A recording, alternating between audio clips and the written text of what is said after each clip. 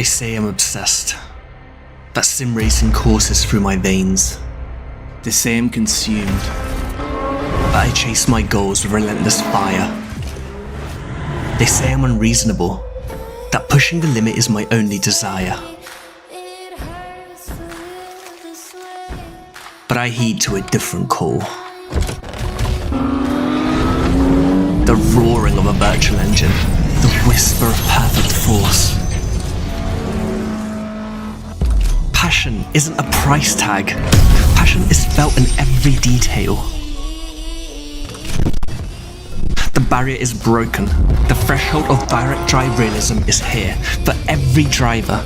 Driven by passion, powered by PXN. New gen direct drive is now. Discover the PXN VD series. You can get stuff, free stuff.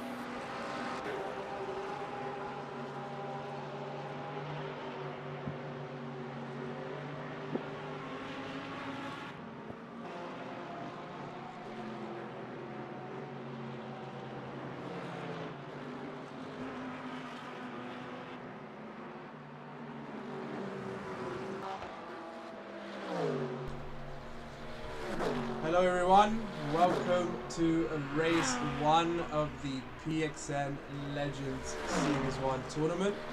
We're live from Le Mans. I have live with me today my wonderful co-host Marcel Wunenberg. Hello Marcel. Yeah, happy to be here. Like, what a lovely weather here in France, man. Perfect race conditions, and yeah, let's see if we can see some interesting action today. I hope so. On the side of me here as well, I have Lorenzo, who's helping with all the replays and background things. And we're already jumping into qualies with little to no time for formalities. But before we go any further, we will get the track guide that Ryan has made for us and has made for us ever since the first race. So let me go and cut to that right away before we get back into the action. Jump into the car with legendary Ryan to take you around Le Mans for the first race of this 4-race finale. We're here at Le Mans with a track guide as we head down the main straight and into Dunlop, curve and chicane. Brake at the 150 meter board, down into second gear, use the curbs to make the track as wide as possible to maximize the minimum speed. As we then head down through the S's and into this next left-hander, brake at about 80 meters down into third gear. Once again, use the curbs to your advantage in this BMW GT3 car. As you then head onto the straight, last corner through there, you want to keep the speed as high as possible, as that will give you an advantage all the way down the straight. As we head towards the first chicane on this back straight, then we're going to try and pick our braking spot. Make sure you are all the way out to the left, and just after the orange barrier marking, we're going to brake down into second gear, use the curbs to widen the track once again, and get the throttle down as early as possible to maximize our exit speed onto the second part of the straight. So heading down in towards the second chicane, then once again we're going to try and pick our braking spot. It's going to be at just about 100 meters down into third and then second gear for the second apex, and again use the curb a bit wide on exit, but you can really maximize the track without having your lap time invalidated. As you then go back up the gears and head towards the end of the straight into the Mulsanne hairpin, a very tight corner, very tricky to pick the right braking spot. You don't want to brake too early, but you don't want to brake too late either, and then you want to maximize the exit onto another long straight. So we're going to turn in and brake just after the black box on the right, use all of the track on the entry, first gear, cut the corner, and then go all the way out to the gravel on the exit, as we then build up the speed and go back up the gears through this next curved straight, all flat out, so no real braking needed, as we head through Curve du Golf corner and heading towards Indianapolis. One of the trickiest sections on this track, turning in and then quickly having to brake. Gonna be lifting off, I think, a bit earlier as well. So at about the 100 meter board, we're gonna lift off, go through Indianapolis, then brake and downshift into second gear, use the curbs once again on entry, apex and exit, and then that is pretty clean. And then we brake at 50 meters for virage d'ornage as we head through in first gear. Again, use the track, get a clean exit as we now head to, in my opinion, the most fun part of the track. We've had a lot of straights, but now we're gonna get into the corner sections. So you want to build up the gears, build up the speed, and prepare yourself for a roller coaster ride through the Porsche curves. As into the Porsche curves we go, turn in and brake at the green patch on the right, as we then use the curves down to fourth gear through here, just feathering the throttle, carrying as much speed as you can without having too aggressive steering inputs, as that will unsettle the car. But if you learn how to nail this section, it is so fun to drive. Cut the curb on this corner and use the curb on the exit and track to maximize your speed. And now we just have 2 more chicanes to go, the virage Ford and the virage du Raccourement. Brake at the pit lane entry, third gear, cut across those curbs, absolutely mount them, as you need to maximize lap time. Through the last chicane again, and then up to the line, get your run, clean run, and that is your lap time and track guide.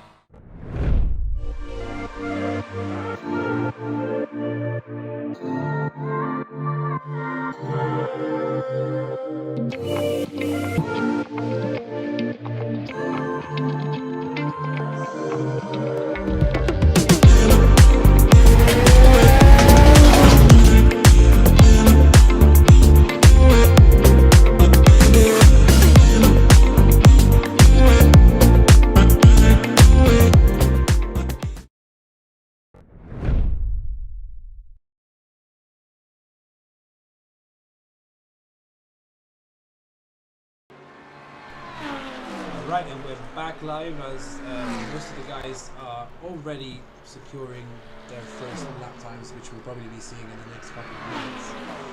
A couple of penalties have already been served. Hello to everyone in the chat. I'm going to take this moment of time to say hi to everyone. Welcome to Bryce, Nico. We've got Imran Nadziri. Welcome.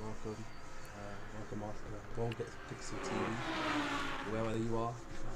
Nice to have you here. And we've got a lot of action for you coming up as these guys qualifying for the first ever race of the tournament. We have almost a full grid. A few people were not able to join us, but I think we're going to be about 20 to 22 people on the track. We have FIA scoring system, so the first 10 will get points in race 1, and then again in race 2 after a 30-minute break. I think we might be, depending on the action on the track as well, we probably have some judging to do in terms of any accidents and stuff during that 30-minute break, so that we can give quick and fast answers to people's claims. Yeah, what I just came to be, as we had people having the stop and goes, like with Le Mans, we're looking at, 3 minutes 56 per lap, so about 4 minutes, we say. 50 minutes qualifying, so normally they have a shot of like 3 to 4 laps. So I was like 4, 8, 12, 16, so 3 laps. For the people who need to serve a penalty there, it will be a hard shot now, so they pretty much got like 2 laps where they need to put everything in. And this might be interesting. Oh yeah, and we've got a purple sector there. Maciek Kasprits. He's actually, if we want to take a look at Maciek a little bit more, he came second in Monza and has the second highest sim grid rating on the track today, just behind Gianluca Rigatti. Which, do we have him on track today? I don't see. Yes, we do, and he's quite a bit behind on his first lap. But he had a purple first sector, which is looking good. The other 2 are green. It's a 4:02. Not a bad start. Tires might be right temperatures, pretty much. And yeah, and times are coming in slowly. They are, yes. It's exciting to see. It's quite tight for the first few. Of course, everyone is in within 4 minutes. Interesting. Wonder what happened to Matteo Borrini there to score 4 minutes 26. He's been recording some nice lap times in free practice and sending them to me, so I'm up to date with his usual times. It would be nice to see how he performs as well going forward. And a few Yeah, other it's a good question. Because he had a problem in Sector 3, pretty much. So maybe in the Porsche curves or Maison Blanche Nouvelle, he kind of like slipped out a bit, but yeah. And we go. Here we are with Leonardo Valle's first lap as well, 3:58. He came in first in Monza. He came in first in Fuji. Sorry, qualified first in the morning session in Fuji last month. He is our third highest rated driver, so we can start to see, of course, some of that come through in terms of the top positions during qualifying so far. And Alfano, who's registering the third time at the moment, was fourth in Monza. He qualified in that first Q1 session. More and more times coming in. I'm glad to see that most races have been able to make it. It's going to be super exciting, really, to see how all this plays out. And I hope it's going to be a clean race, but we've got plenty of eyes on the track to ensure that anything that might go wrong is quickly judged and sorted. Yeah, so 4 minutes on the clock, so possibly the last lap coming in or last 2 laps. I'm not sure where everyone is on track right now, but I mean, if the times stay that pretty much narrow together, yeah, perfect. If the times stay that narrow together, it might get very interesting. Here we go. We got Daniel's first lap time in as well, 3:59. I think on position number 23, he's got a problem there, if I see it right. Or is he? He's still in the pits. Never mind. Never mind. It looked. Yeah, it looked a bit on track map that maybe he just like went out in the Dunlop curve already and standing there in the gravel, but that's not the cause. So I think Comasa is one of the 2 racers who told us he wouldn't be able to go to race today. So that's probably okay. He will stay in the pits. The 24th, I suppose, hasn't even registered on the server, which is hell. So we won't be seeing his time at all, which is good to know. Looking at the top guys again, we got Top Bromo. He's racing from Brunei, so he's our only Asian driver, currently in 4th position. Oscar was repicked, so Oscar didn't qualify. He came 14th in Monza, but entered the tournament via one of our 2 repicks, which is nice to see him actually perform quite well in this first qualifying round. So yeah, Matteo, we've got a question in chat. Like, how do you enter this competition? Would you like to answer that? Absolutely. Hi, Zayflex. Thank you for your question. How do you enter? Well, it's too late to enter this inaugural season. The qualification stages started in November all the way through to December. We had 2 qualifying open sessions and a 3rd closed session where people who didn't qualify in Q1 and Q2 were able to race against each other to secure the last 4 spaces. So there was 24 spaces altogether. The best thing that I can recommend for you is to sign up to PXN Racing on the sim grid, because that's where future tournaments will be announced, or the PXN Discord, which the link is in the description. But in chat, you'll see now the link to the sim grid.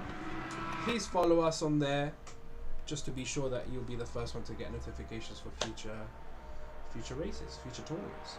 There's also some really cool prizes up for grabs, with the first place taking home the yet unreleased PXN Vector X pedals.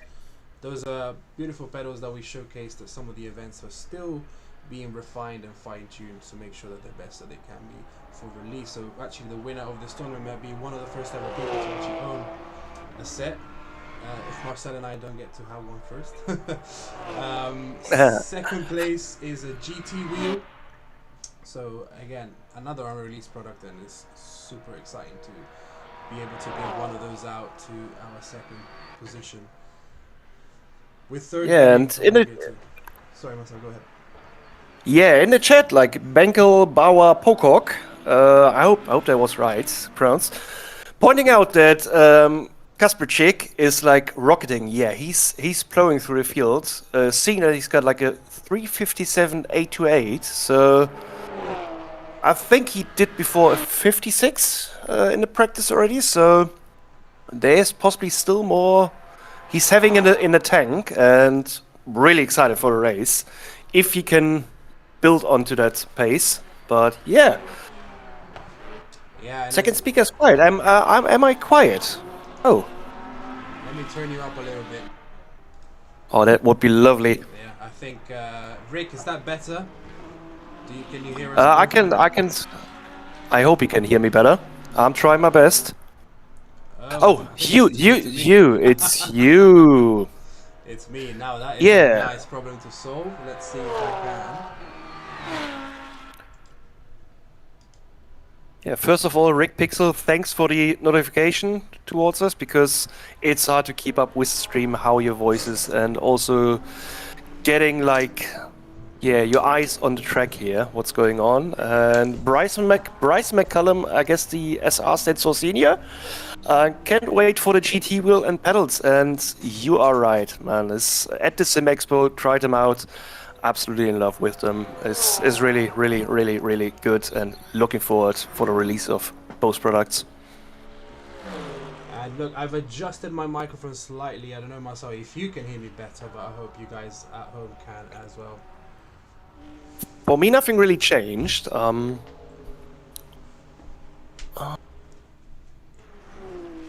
see. All right. I hope that you guys can hear me a bit better. I've tweaked things again a little bit.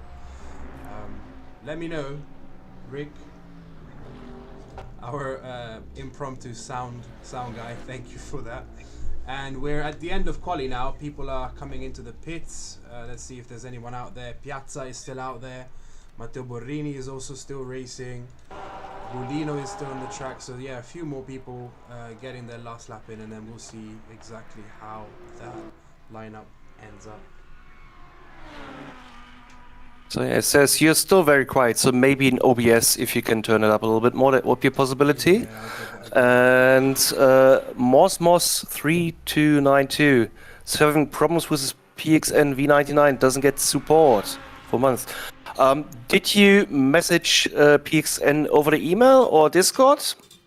I mean, otherwise, would be lovely if you could jump onto the Discord server. I can even, or like somebody of maybe Matteo or Lorenzo can put in the link to the server and try to ping the staff there. Maybe something will happen there, but we will also definitely try to get your word over to the team and hopefully get taken care of. Yeah, I agree. Simrace. Okay, Bryce McCullum is called Simrace. Okay, not senior then. The game. So I guess for me you need to turn me down a little bit more again, because now I'm possibly way too high. There we go. Yeah, we should be alright. I hope. I've turned you down a little bit and I've adjusted my personal mic gain quite a bit. So I hope you guys can hear me now. Okay, it's even worse. Gosh darn it. Alright. I think Matteo, I need to send you over a proper microphone, eh? I swear this cost a couple $100. But anyway, I think it's some of the setting situation as well. So you have to races. Yes, sir. All right, everyone is on race start. I'm gonna raise my voice because I think this is the last thing that I can do for at least race one, and then we're gonna tinker with things a little bit. You can hear me.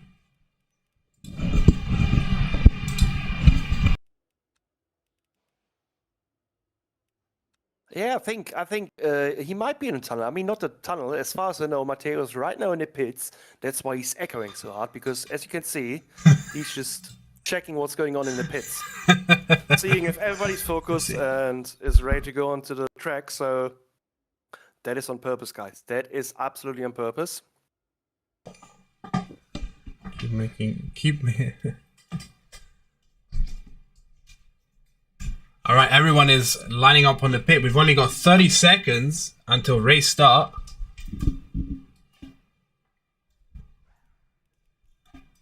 Sorry, let's see. Here we go. So Kasperczyk didn't stay in first position with qualifying. So with the adjustment and everything, I didn't look at the time. So Kasperczyk actually got pushed back to the third place. To with his third. timing. Yeah. Oh, yeah. Interesting. So, there might be a little bit of competition going on then there. Here we go. Formation lap. Formation lap is starting. Yep. People still a bit sleeping in the back. Let's see what's happening. Two of them ended up back in pits. What just happened? Okay. That is... I don't know whether that's a visual thing or whether we're having a little issue here in terms of the server itself. Three guys are now in the pits. That is weird, definitely. Let's see here. Guys, did you... I'm checking in to see what happened with our number 2 and 3 by messaging them while this race begins.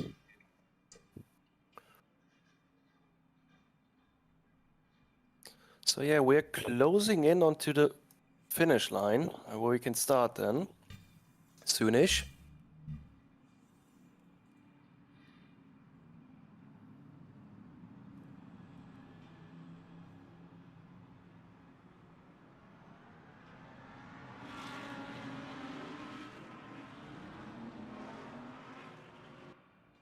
All right, there's 3 races as unfortunately seems to do. They've had a server issue, engine failed. Oh no. Engine failed. Oh no. That's very unfortunate. I think unfortunately we have to get the race going. And then we're going to have to reassess after race 1 as to why that happened. So they're coming out of the Ford chicane now, about to start and picking up the pace. Ladies and gentlemen, there's the green flag. Let's go. Race is off.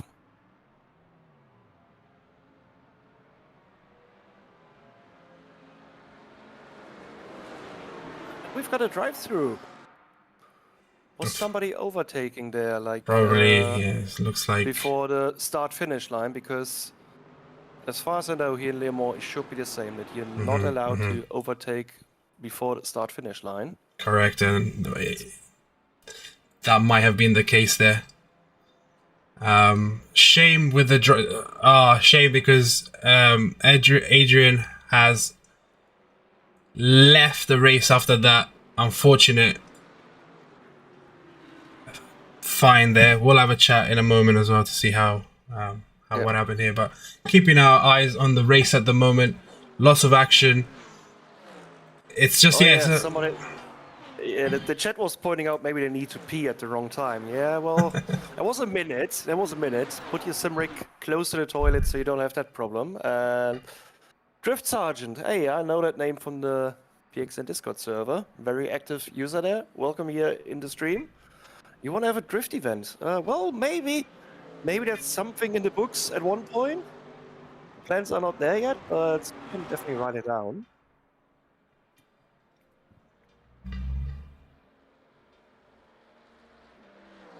Alfano already like 1.5 seconds in front.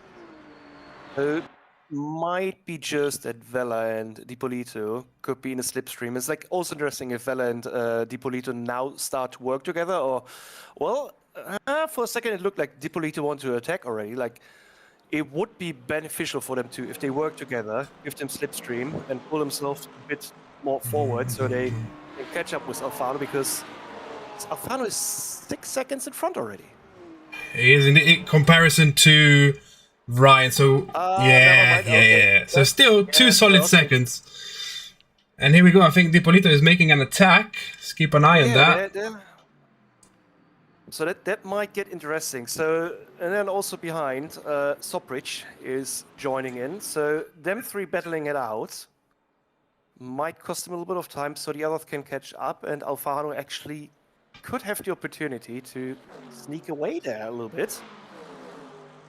It's like, I mean, the race is going long, so there's enough time really to be clever about it and not start so many battles and attacks in the beginning and try to pull yourself forward and work together.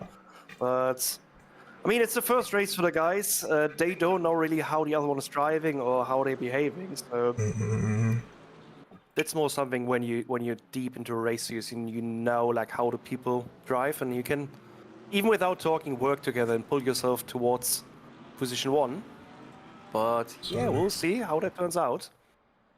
There's a big old train track at the moment in terms of the race. No more accidents. It looks like Daniel also got a DNF. We'll have to take a look back at what happened to Daniel. Oh yeah. There. Yeah, see, these guys are unfortunately stuck in the pits. It's really, really, really sucks. Ooh. I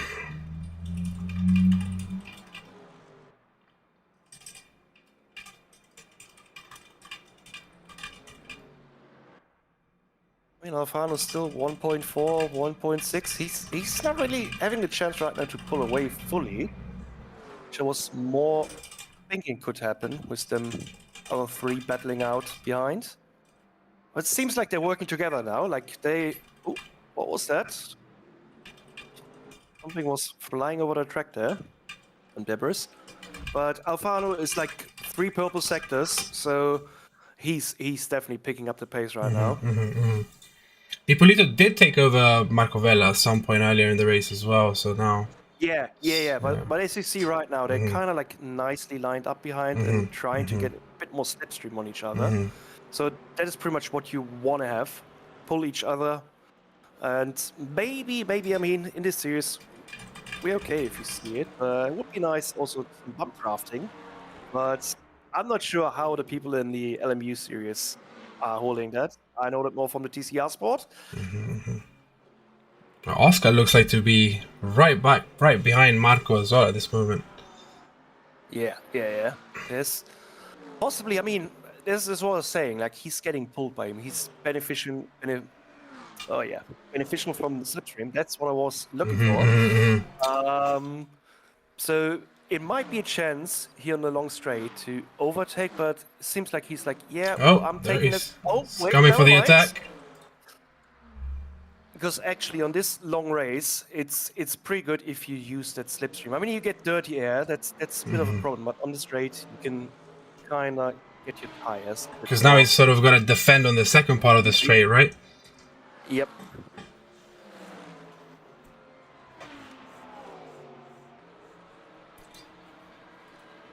There you go, and it's coming right back for that position. Marco Vella. This is going to be interesting because in a little bit, we're hitting the first chicane. What's going to happen there? Are we going too wide into the chicane? No. He's held on to that. It's the question if there's another attack maybe coming before the Indianapolis, but I'm not sure if he was close behind him. And yeah, there's also a little battle going on in the back. Behind the trees here somewhere. There we go. Yeah.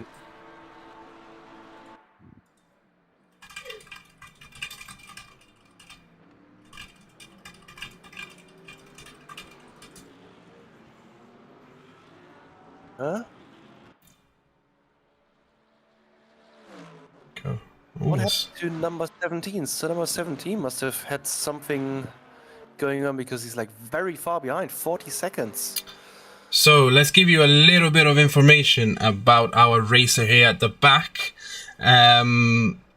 who is Francesco Perin. Perin actually did not qualify for the final tournament outright. He was picked as a lucky card from the 2 guys that were not able to race and let us know that. So he actually finished in 27th position in Fuji, but was the only one to request re-entry in the tournament within the time limit. So of course he received his request. So I think in terms of SimGrid rating, he stands at 1,570, which when you compare it to Gianluca Rigatti, who's in the highest ranked racer in terms of sim grid, is at 3,644. So all the other racers are between 2 and 3,000. But Federico really got lucky there in coming back into this tournament. Also, Karim was one of the guys stuck in the pit. That's why. Okay. And he was also in the pits, so he didn't. He started a bit later. Oh, okay. Okay. That makes sense then.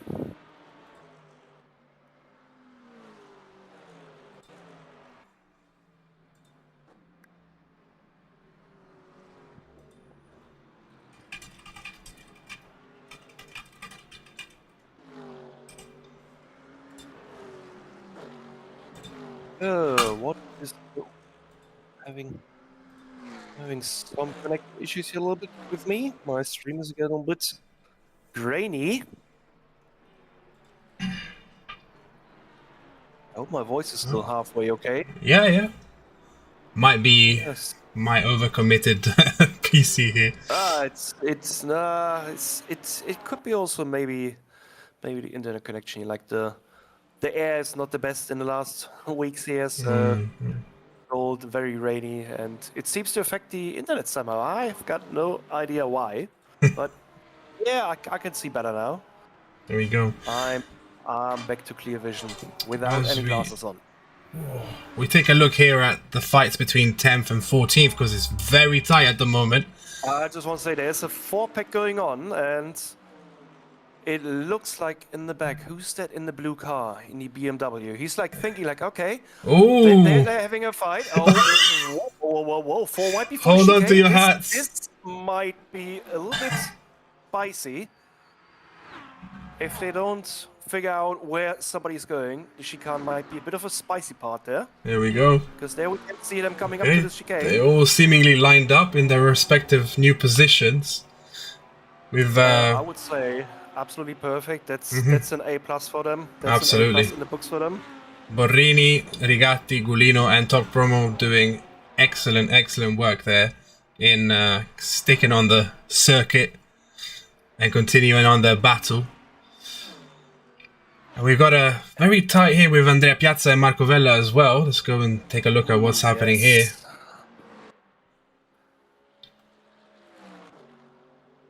It looks like Piazza got some problems there going over the curbs and losing some time, but now he's like, well, can Vela maybe benefit a bit from the slipstream down the straight? Oh yeah, he's going for the attack. I think they're heading into Indianapolis, huh? Yeah. Yeah. So Vela, yeah, he lost that position sometime a little bit earlier on during the third lap.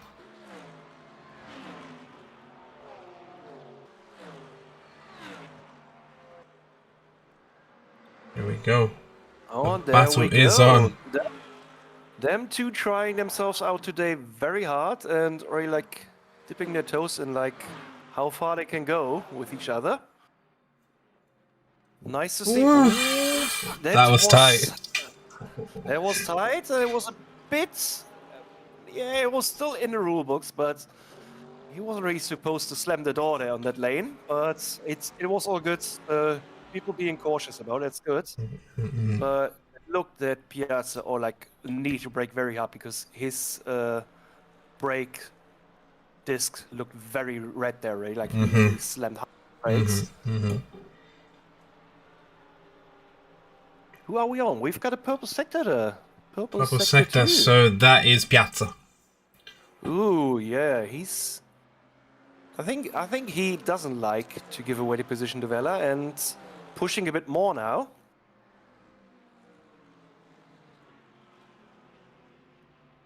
Yeah, we've got to keep an eye on these two at the moment as it's the tightest. They both seems to be pretty much at the same level and kind of like it looks like they're testing out each other a little bit. Like how far can I go? What can I do? Can I maybe also go like too wide into a curve? Because I mean, so far I like that people are sticking back a bit when they see okay, it's getting tight, but I'm waiting now that when the people know how they are driving, then we get maybe a few too wides in the curves and side by side and actually going a little bit more risky in it, but fair. So we'll see. We'll see where it goes. We still got a bit of time in front of us. So yeah, let's hope for the best here. So far, I'm enjoying what I'm seeing.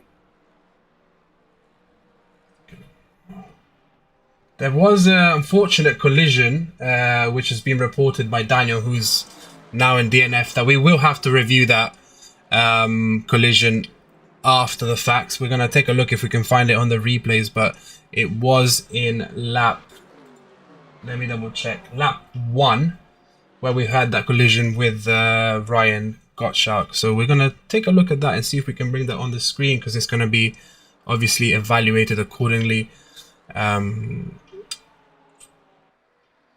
But besides that, it does look like a very, very clean race so far. But I mean, so far, yes. Like everybody's like, when they see it might get a bit tight, they're sticking back, as I said.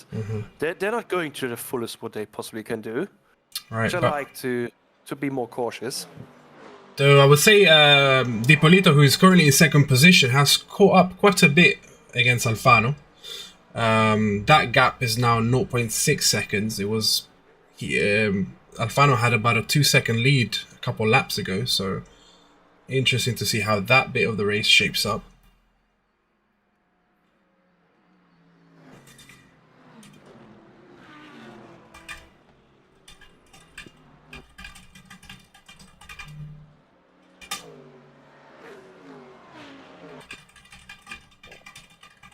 Yeah, it's like I was more thinking Alfano would pull away a bit more. He's actually losing some time now. Yeah. It's only 1 second now he's up, so I'm not sure if he's still trying to be a bit more cautious and not overdriving his tires in this car so far, or even like maybe saving a little bit of fuel there. Compared to, for example, Alfano and Dipolito have almost 10% more fuel than their third and fourth position counterparts at the moment. So that's that's an interesting part because like behind, actually, when they benefit from the slipstream, like they could actually save more fuel. So might have been that Alfano's like, hey, well, you know what? I'm slowing down a bit because maybe, I mean, I'm not sure how much of a difference it would make there if he's having enough in the tank to maybe go later into the pits. So might be a bit of strategy going on there, and he might get a good exit from the pits somehow. But we'll see. We'll see. Let's go and take a look at the replay of that one crash that we've had. Yeah, absolutely. I'm gonna get that on your screen now.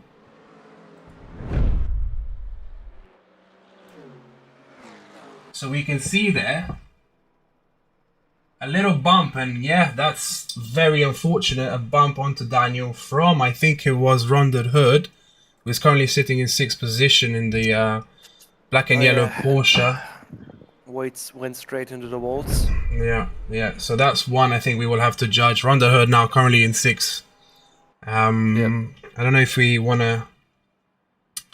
I guess when the first race is over, we're going to have to judge that accordingly. Take a look at it for a few more angles, but perhaps. And hopefully for the next race, we also have the live stewarding then and can tell people off. Definitely. That would be absolutely sick. So we're working on that to have that for you guys then there.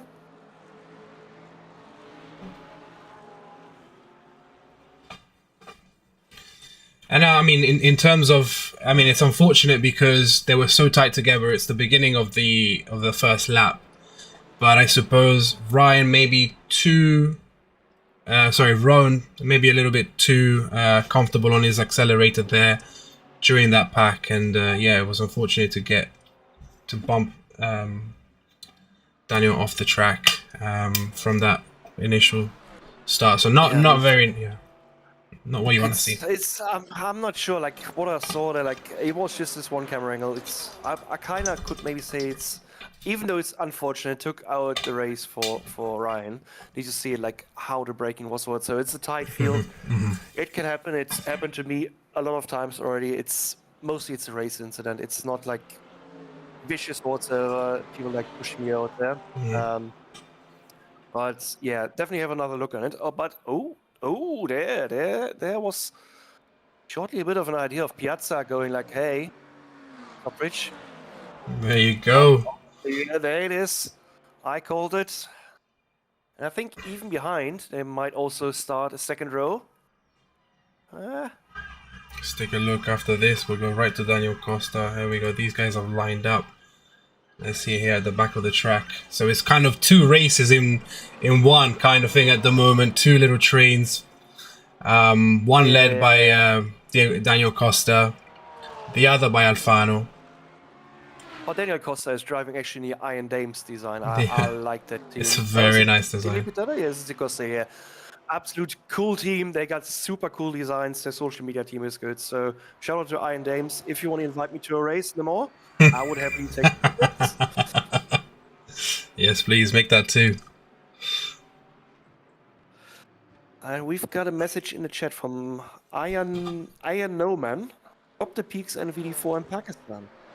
Where shall we drop it? Give us an address. Will we drop it out of the plane? No, but actually, we'll write that down onto the list and give it up to the team. What the plans will be there, and maybe to a next race, if you tune in again, we can maybe give you more information about that. Absolutely, and I think one of the important things when it comes to PXN and local distributors is the more interest there is in having the PXN brand in your country, the easier it is for us to hopefully make it happen. So in this case, one of the things that you want to do is go to your local distributors in your country and ask, can we have PXN products? Because that will sort of help them a lot and help PXN a lot realize just exactly how much interest there is in those products. So stay tuned on that, of course. And we're getting to a very gentle moment in the race where 20 minutes have gone by. We're now starting to get those energies under 10%. So we're going to have to start seeing some pit stops. And I feel like Alfano and Dipolito and some of the guys who are a bit higher on fuel might have made the right decision to take it a little easy, because they might make it into a one pit stop race compared to perhaps a two. If I saw right, the first one going, they're all going into the pits already. There you go. Dipolito went on, right? Yes. Yes, they kept going. So that safety may be now playing to their part, to their luck.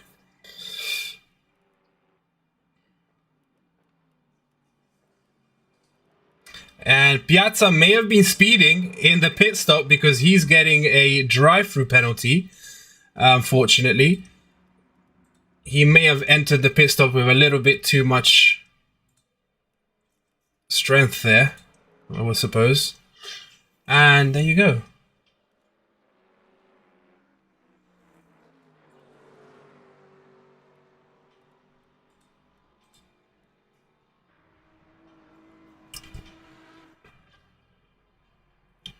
And we got a fan here, Marek, cheering on our boy Bauer, who is having quite a good race. He's probably pitting at the moment as well, but was consistently in the top 10 there. So we'll see how things shape up after the pits are over. I just want to say, if we actually could look into the pits, what's happening there? Have a look there, like soonish they should. Yeah, there we see. There we go. Out. Now it's interesting how the whole field is going to sort out. In the back, another one is entering the pits. I don't know who it is, but Borrini and Tok Promo out. Perin is probably in the pits now, yes. Azin is on 11% energy. Piazza again with that drive-through penalty for the next lap. And the top six. Unfortunate for Piazza, as he was like pushing so hard before trying. Yeah, very unfortunate there. Now, given that it is a 25-minute race, that's a very important thing. Do these guys who have pitted now, do they have enough energy not to pit again? Will they have to slow down a little bit? Will they make it a two-pit race? That's going to change everything in terms of their position on the track when it comes to the end of the race. So very curious to see. Absolutely, and that's why I'm saying the slipstream, especially on the long straight, can be so beneficial there with like saving some fuel. Yeah, Marek Stula, like fellow Czech Republic guy, friend of Bauer, I guess. And that Bauer is the GOAT. So yeah, we will see where he's going to end the first race. Currently in very comfortable 10th position, so he's in the points. But again, everything can still change, and here we go. We see an attack right behind him as well between Ronan and Daniel Costa, and Daniel actually gets the position from Ronan at this curve, if it's nice and clean. Yes, it is. Oh, and they slips, and he's lost control of the car there. He's lost control of the car, and unfortunately, Rowan did not anticipate that loss of control there from Daniel. They're back on the road, but maybe Rowan getting a little bit of a taste of karma there with that crash. Who knows? We're still to judge that previous accident, but yeah, karma can strike back in racing very often. But yeah, well, this is racing. Like you try to be focused 45 minutes, and you just like, absolutely 1 millisecond. You just like something's going on, a fly in front of you, flying around or whatsoever. You just miss like a few milliseconds of your brake point or like your steering angle, and yeah, there you're losing your time. Like 1 millisecond not paid attention, you can lose 1 or 2 seconds. Absolutely, and now Alfano and Ippolito going into the pits with that 1% energy, and it's gone to 0 for Ippolito. Can he still make it into the pit? This is going to be interesting. I think he should be able to, I guess. Just about, right? And here the other boys are coming in as well. Now Rigatti coming in, Gazio coming in. If you go into Ippolito, I'm not sure if he slowed down that much or if he was actually just rolling. Oh, he made it. Okay. He made it. They made it. All good. They made it. So while the boys are pitting now, let's go and take a look at that collision again between. Hold on. Yeah, let's go. We see here. You see that slip and that kind of loss of control there. Put Ron the Hoods in kind of on the path to collide against Daniel Costa there. So very unfortunate, but. Yeah, these things can happen. So let's go back into the race stream now. Nobody got taken out, so it's all fine, all good. Oh, people pitting out. Okay, there we go. So let's see how things shape up from the people that are still on track versus those now getting back on from their refueling. Alfano and Ippolito already on their way out, and Oscar Soprich catching up. So those guys, Oscar and Marco Vella, kind of coming back to their original positions. Nothing crazy there, no major changes. Daniel Costa still in 6th. Daniel Bauer got a couple position in, so his fan. Here we go, Bauer, our point of racing driver. Here we go. We'll go on camera now with Bauer, who has climbed his way up to 5th. Very, very nice racing from him. Clean racing. You don't need to switch to the first, but what I'm seeing right now, actually Alfano made 2 seconds onto Ippolito going out of the pits, which is interesting. We were closer together, but I think, yeah, keep a bit of a vision on like where the packs are together, and actually, well, we are heading onto the straight soon, right? Yeah, we're on the straight. If there's actually something happening at one point, some more attacks going on. We'll see in 2nd and 3rd here. Oscar is right on the back of Ippolito, just 0.5 seconds behind him. So, again, maybe pitting a lap earlier didn't hurt him in this specific point. Is as long as that 75% energy is enough for the next 80 minutes of the race. That's going to be really interesting, especially if Oscar now pushes his car to the limits to try and get that 2nd position. It'll be. Which is more interesting, Sir Vella or he served his drive-through? Oh no, was it? It Vella? was No, Piazza. Piazza, who unfortunately, Piazza, never mind. yeah. I mixed up the Italians there. Yeah, he's something must have happened there because he's also now sitting at 16th position without having served the drive-through penalty. which is very unfortunate for him. And we'll probably go back and take a look at that after the race as well. Battle for second is well and truly alive, and so is the battle for sixth, because Bauer is holding on to that position behind this tree line here, but he's got Daniel Costa right behind him in that Iron Dames, which I'm getting stuck with Iron Maiden. Yeah, man, it's absolutely great band. So I'm there on the same page with you. Let's go take a look at some of the other guys as well that we may have not spent so much time on at the moment. But maybe let's go in the cockpit with Daniel Costa, actually, seeing his perspective on the race. Chasing Bauer in front. I mean, so far, the race, it got, like, after the pit stop, a little bit more quiet now with attacks. It's like kind of like a pearl necklace, like people are, like, rolled up behind each other. Yeah. I mean, I'm not complaining. A little bit more action would be good with side by side, but it's still good. Finding the grip. It's the first race for everyone here, and they need to get to know like how everybody else is driving. So. Absolutely. And Oscar really also very much on the back of Dipolito at the moment. Those two could provide some nice overtakes if things continue the way they do. Again, keeping an eye on those energies. Rigatti down there was kind of pulling onto Bromo in front. It looked a little bit like it, but still 1.1 seconds ahead of each other. So, I mean, they're all not really losing the one in front, but it's not like as close as it could be. So you could really benefit from the slipstream. So yeah, 1 second is still in the eating distance to benefit from the slipstream. So it might come handy on the straight, but for that you also need to get out through Tête Rouge, get like a good exit so you can carry on the speed onto the straight. Although Daniel Costa did make some nice use of those track limits there, using the ballers a little bit, and look at that, now he goes for the attack. And he gets it. Yeah.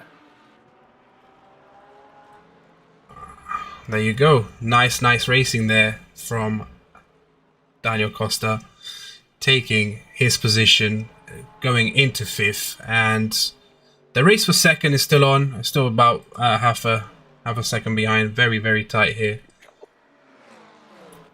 And let's go on board with Oscar again, if we are allowed. There we go. Yeah, absolutely. So not close enough for the stream right now.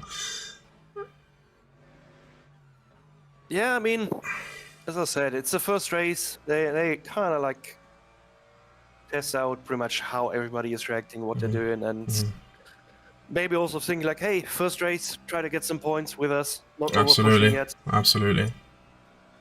And I think Diliberto is... I mean, this is quite a nice race here between 6th and 8th, to be honest.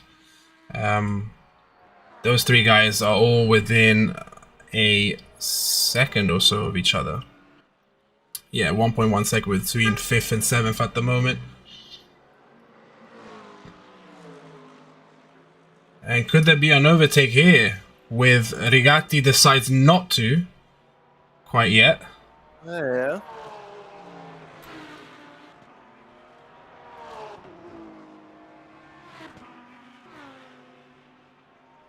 Yeah, it's, I mean, getting closer there.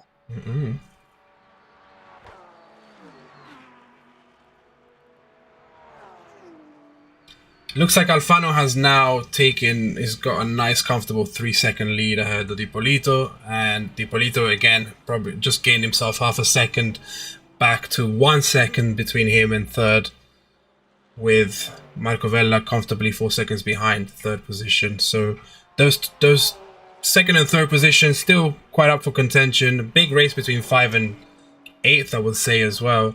5 and 7th rather, with 8th and 9th battling. There's a bit of a pack going on there. Yeah, you're right. This is pretty much this is what I'm looking for. Having some action, and like Ah, beautiful. I mean, there would have been possibly some space to go side by side, the white going there, but yeah, as I said, still being cautious. Better safe than sorry, you know. Takes that, and let's go see how the guys in front of them just are doing. Still neck and neck between the three of them.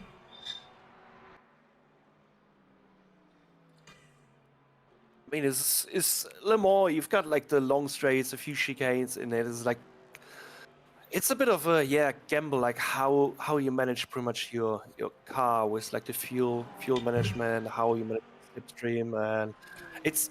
I mean, it's kind of technical, but not such a technical track as other tracks where it might get more interesting, where they need to like rely on like, okay, I might need to overtake in this curve and go for side by side. Because here, I mean, you've got that long straight, and if you get a good exit at Tertre Rouge and pull yourself in the slipstream, it's always easy to overtake. So you're just like not taking the risk, like pulling the trigger into the curves. But yeah, we'll see. We'll see how it develops. So far, I'm enjoying what I'm seeing. It's except for a few people like who are a little bit behind or like little gaps in between. It's like still a good, tightly packed field so far. And yeah, if somebody's making a little mistake again or whatsoever, it can get even more interesting again. We'll see. Absolutely. And Alfano now is really breaking away in that first position. Oh yeah, 4 seconds. So kind of like what I said, like for the first pit stop, he was kind of like, yeah, we'll go easy. So still have a little bit of comfort there in front of each other. And then like, hey, you know what? Let's freaking pace it now. So they don't benefit from my slipstream. They can't catch me. And if Dipolito and Sopridge start a fight at one point again there, Alfano will benefit even more from it. And so far what I've seen from him, he didn't make any major mistakes, managing his car very good. So I mean, it's 10 minutes, everything can happen, but I've got this strong feeling that Alfano is going to take the pole position here and drive the first race as a winner, but never say never, we'll see. There you go.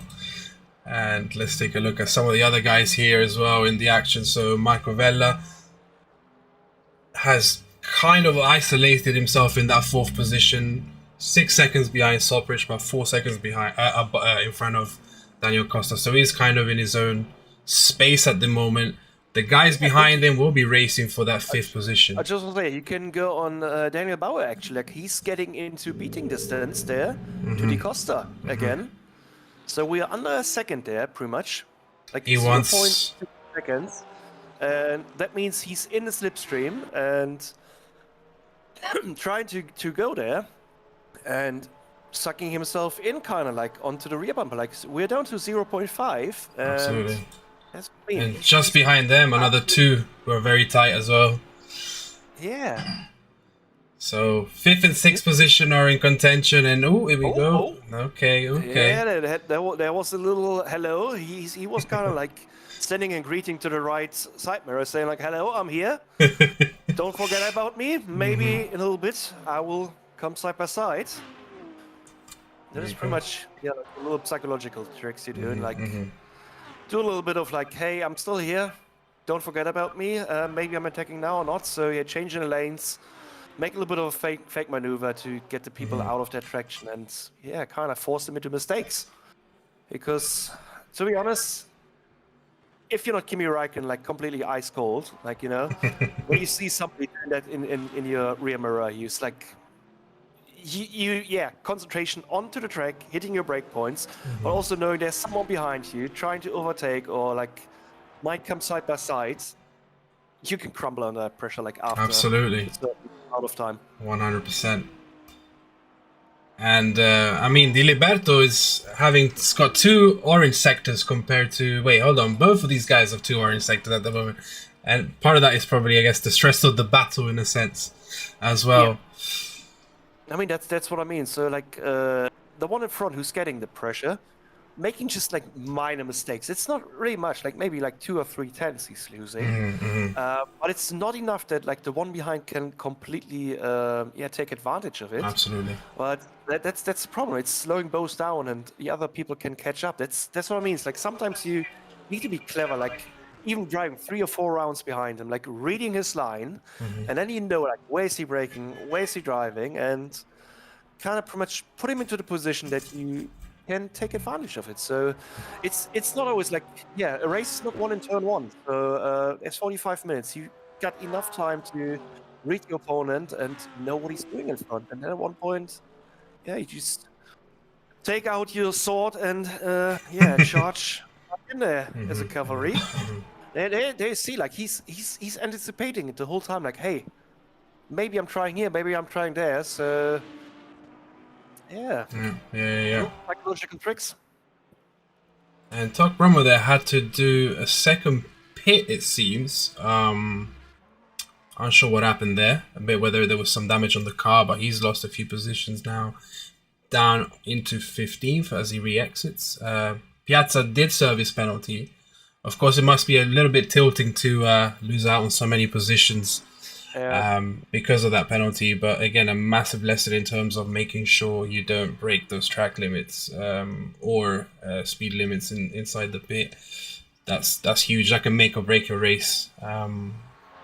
In a lot of what ways. is very important for him that in the next race he's like pretty much brushing this stuff off his head, like off his mind, saying like, hey, it was bad the last race, next race is getting better. And it's a problem, like if you carry that mindset over, like, hey, what did I do that last race, or like even during the race when you do something stupid, forget about it. Like if the next 2 or 3 curves you're thinking about what you did there wrong, you will mess up the next ones too, because you're not fully concentrated. Absolutely. So yeah, it's a strong mind game. It's also physically crazy, you know, but it's physically also not to undermine what sim racing is doing, unless when you've got like a direct drive. But it's a lot of like psychological stuff. So yeah.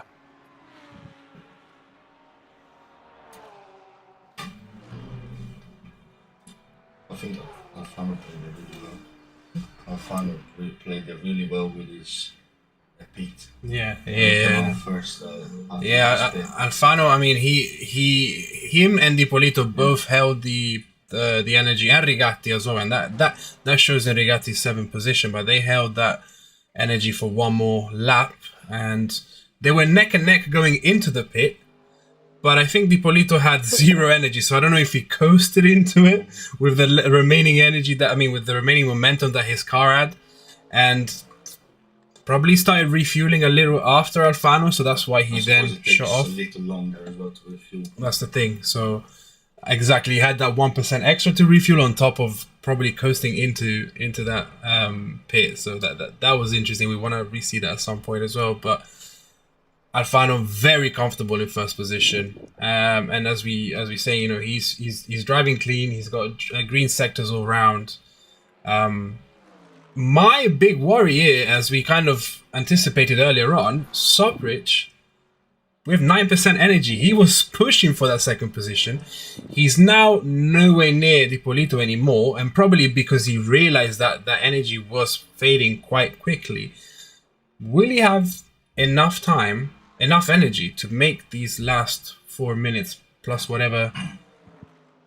So he's got 8 seconds on Bella, so it could slow down quite a bit. But to complete another lap. So now he's entering into the final curves to get that lap done. Is he gonna pit? Is he gonna? Let's see what he chooses. He decides to pit, and that's very unfortunate for him now. Because he's going to lose some of those positions, but that was the thing that we were saying earlier. His fuel was just not enough for the kind of performance he wanted from his car. So let's see now where he ends up coming out of the pits and how much energy he decides to bring on for the last lap. He won't need too much. Probably going to stop at 20 or 30, but there we go. He's losing a few positions now. That is really unfortunate. Like, there's like. You need to really strategize what you do in there or how you want to do it. Now, as we can see, he's lost a good 8 positions so far. He also like looked like when he was going out of the pits, like I think he was completely mad, or you heard like how he was slamming onto the throttle there, like he didn't even get traction properly. Yeah, that's. Yeah, I mean, yes, that's. It's understandable. And now we got a battle for third all of a sudden here, with Rigatti making his way up to third position. We were taking a look at the pits, but here we go. We got a big battle here for third position now, with 2 minutes to go on the race time. On the straight, neck and neck, he cuts forward. Rigatti in front of Vella there. The two Italians battling it out for third. A third place that Oscar really kind of gifted to them, unfortunately, with the, I suppose, the wrong strategy here with the fuel. Dominic Bauer is on 10%. That remains to be seen how he's going to do here, but let's keep an eye on this battle. I'm throwing my head into the ring here, saying this battle is not over yet. They still got a little bit of like need to discuss there who's taking the position. Vella obviously has got a lighter car at the moment. Just got to make sure that 9% gets him through the finish line. Yeah, it could be a bit beneficial maybe for him there.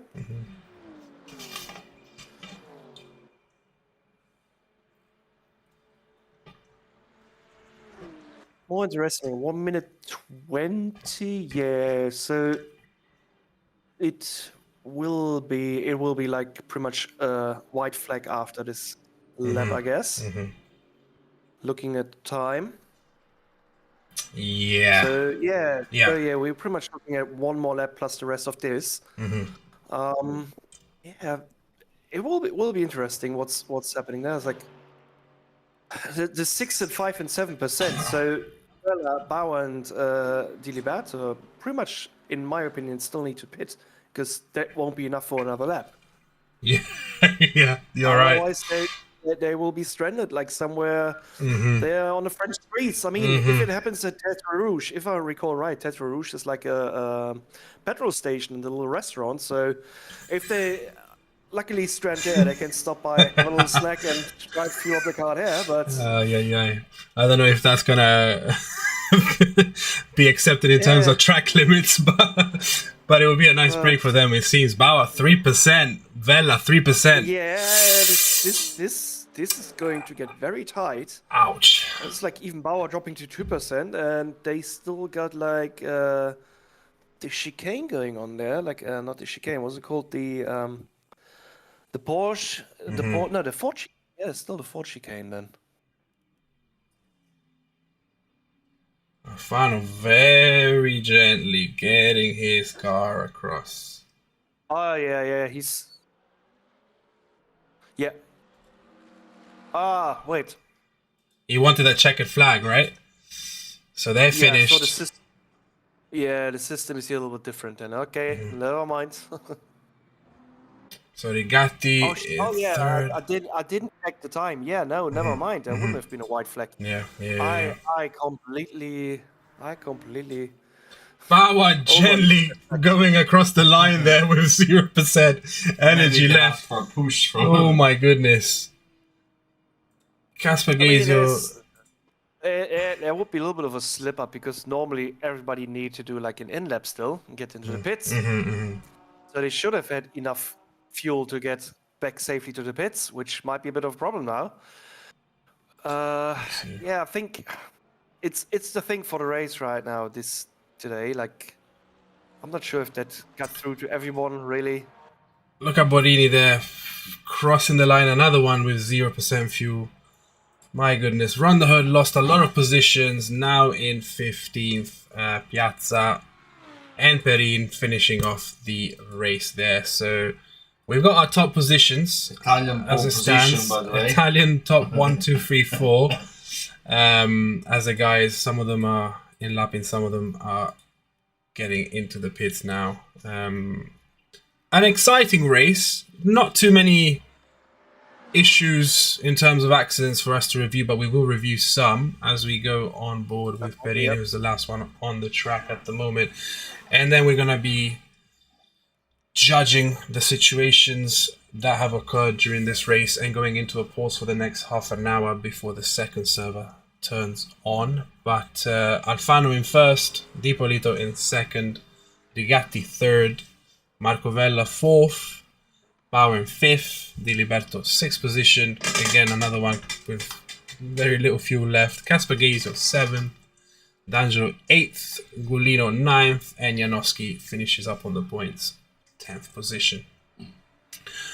Big upset there probably for Oscar Soprich, who lost that third position, which he developed that really well, but the strategy with the fuel probably, I mean, definitely an unfortunate one in terms of calculations. So let's go on to the break for now and return shortly with race 2.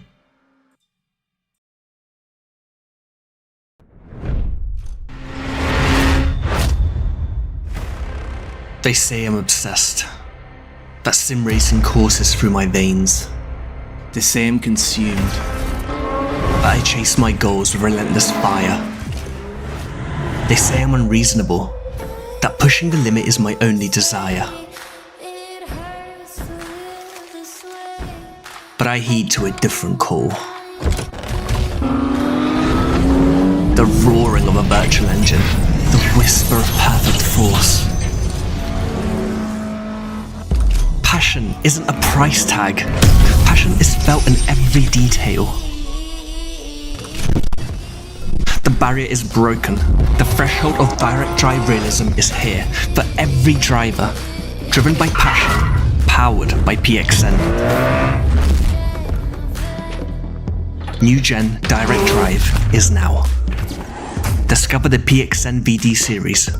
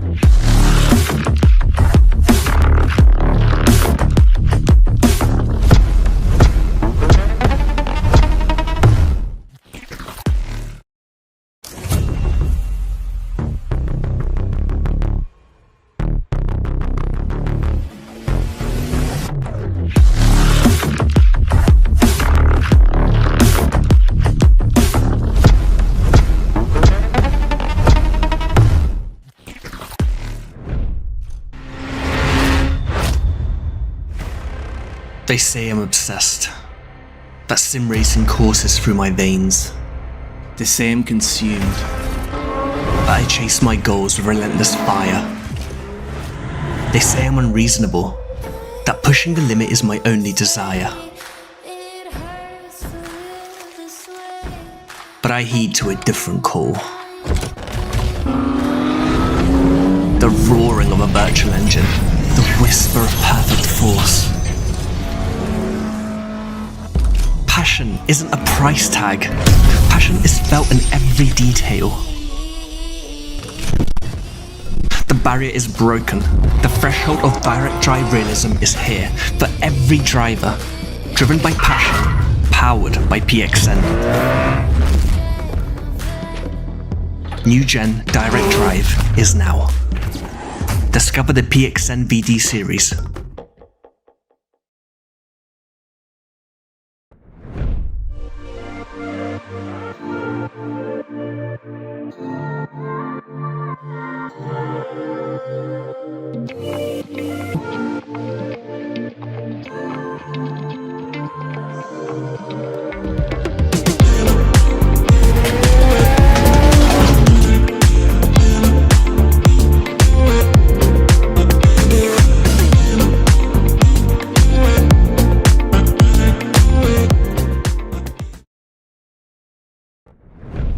Welcome back to the PXN Legends Cup, and today we are here for the first race of this 4-race finale. We're here at Le Mans with a track guide as we head down the main straight and into Dunlop, curve and chicane, brake at the 150 meter board, down into second gear, use the curbs to make the track as wide as possible to maximize the minimum speed, as we then head down through the S's and into this next left-hander, brake at about 80 meters down into third gear.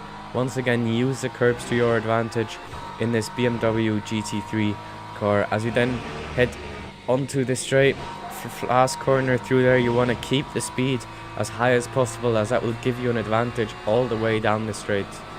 As we head towards the first chicane on this back straight, then we're going to try and pick our braking spot. Make sure you are all the way out to the left, and just after the orange barrier marking, we're going to brake down into second gear, use the curbs to widen the track once again, and get the throttle down as early as possible to maximize your exit speed onto the second part of the straight. So heading down in towards the second chicane, then once again we're going to try and pick our braking spot. It's going to be at just about 100 meters down into third and then second gear for the second apex, and again use the curb a bit wide on exit, but you can really maximize the track without having your lap time invalidated, as you then go back up the gears and head towards the end of the straight into the Mulsanne hairpin. A very tight corner, very tricky to pick the right braking spot. You don't want to brake too early, but you don't want to brake too late either, and then you want to maximize the exit onto another long straight. So we're going to turn in and brake just after the black box on the right, use all of the track on the entry, first gear, cut the corner, and then go all the way out to the gravel on the exit, as we then build up the speed and go back up the gears through this next curved straight, all flat out, so no real braking needed, as we head through Curb de Golf corner and heading towards Indianapolis. One of the trickiest sections on this track, turning in and then quickly having to brake. Gonna be lifting off, I think, a bit earlier as well. So at about the 100-meter board, we're gonna lift off, go through Indianapolis, then brake and downshift into second gear, use the curbs once again on entry, apex and exit, and then that is pretty clean.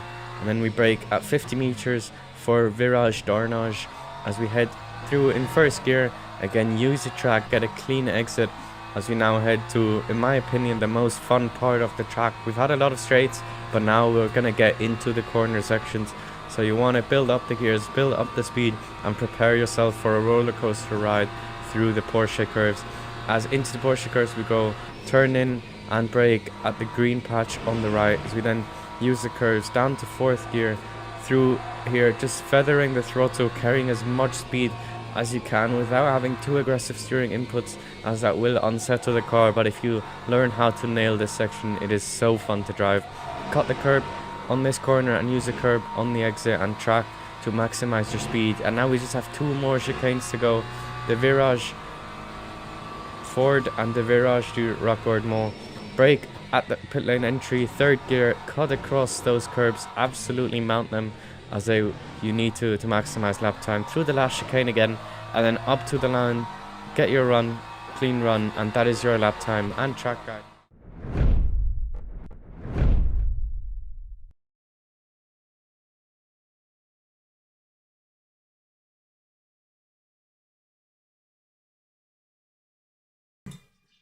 Most folks will probably be taking a break, but a few have already joined us for qualies early. So let me get the track mark back up, remove the bar, and we're back on live stream for race 2. Because I guess we gotta just figure out a little bit when it comes to a race 2. There's a few things that we want to fix, and the races have been all nice enough to share their suggestions of what they want to see more of. So we'll absolutely keep those things in mind.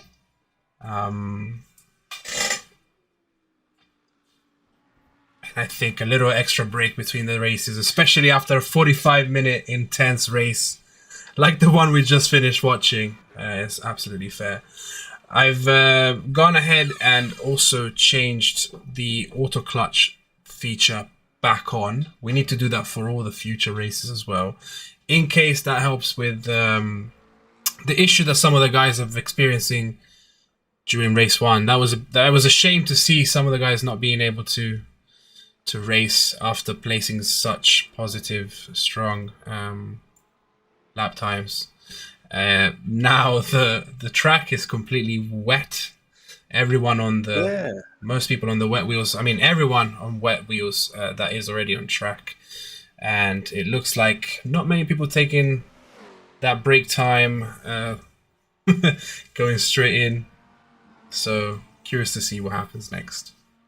Yeah, that's when you want to try to carry over that momentum you just had in the last race.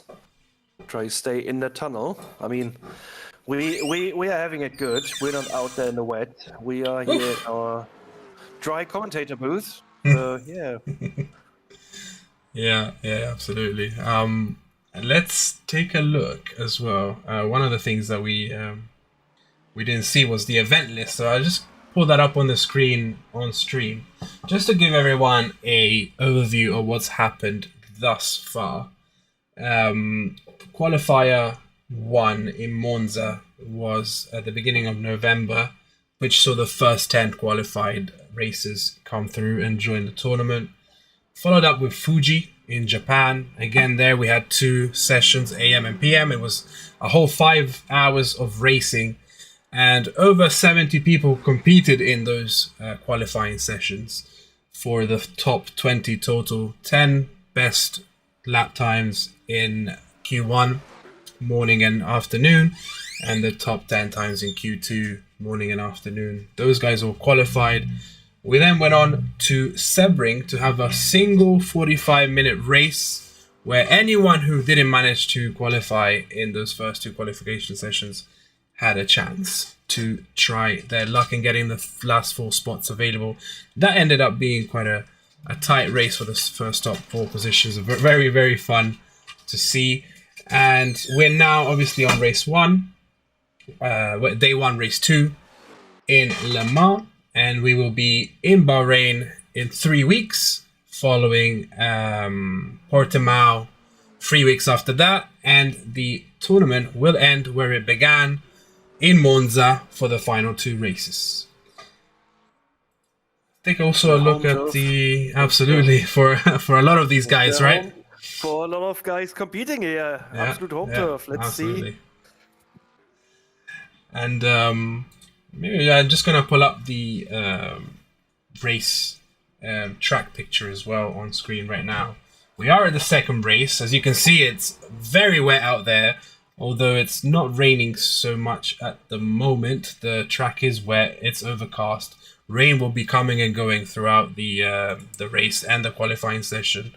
As we can see, a few people lose track of their cars here. Let me remove this track guide now. Let's get back on this turn here, taking a little bit of people by surprise, as it's all wet and slippery.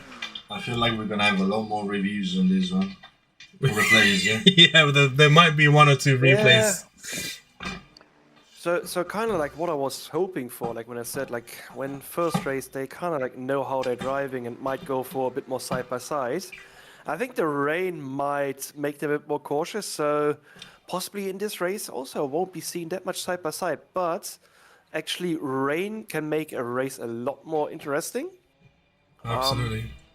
It just adds another factor, because there's people who are like very fast in the dry, but they can't really cope with rain, and then it's a time to rise and shine for people who are not the fast drivers, but got the car so good under control that they can like pretty much take an advantage of the rain.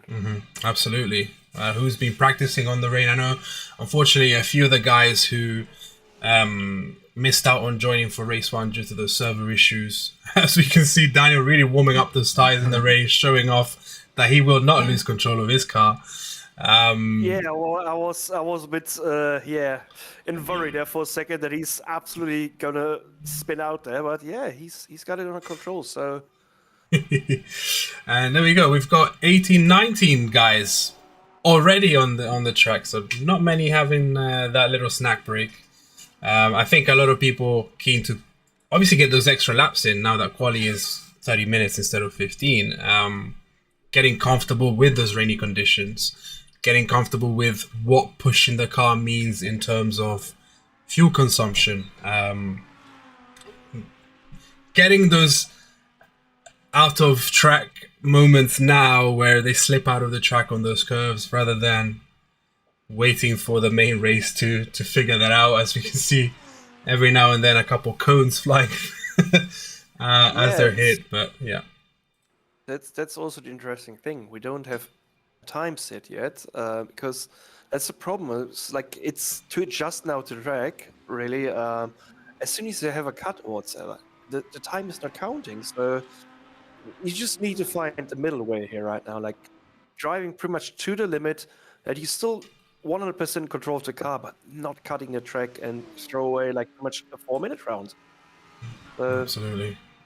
Yeah, possibly going for like a kind of like okay slow round, and maybe hope that a lot of people will throw away the car or cut it. So even with like a 5-minute time, you would be on a board qualification in front, and then try to set up like a better time. But yeah, full sending it in the beginning and cutting the whole time, or like kind of like totaling your car, you won't set a time. And yeah, Absolutely. Not. Oh, here we go. As we can see, Eliseo Golino. yes.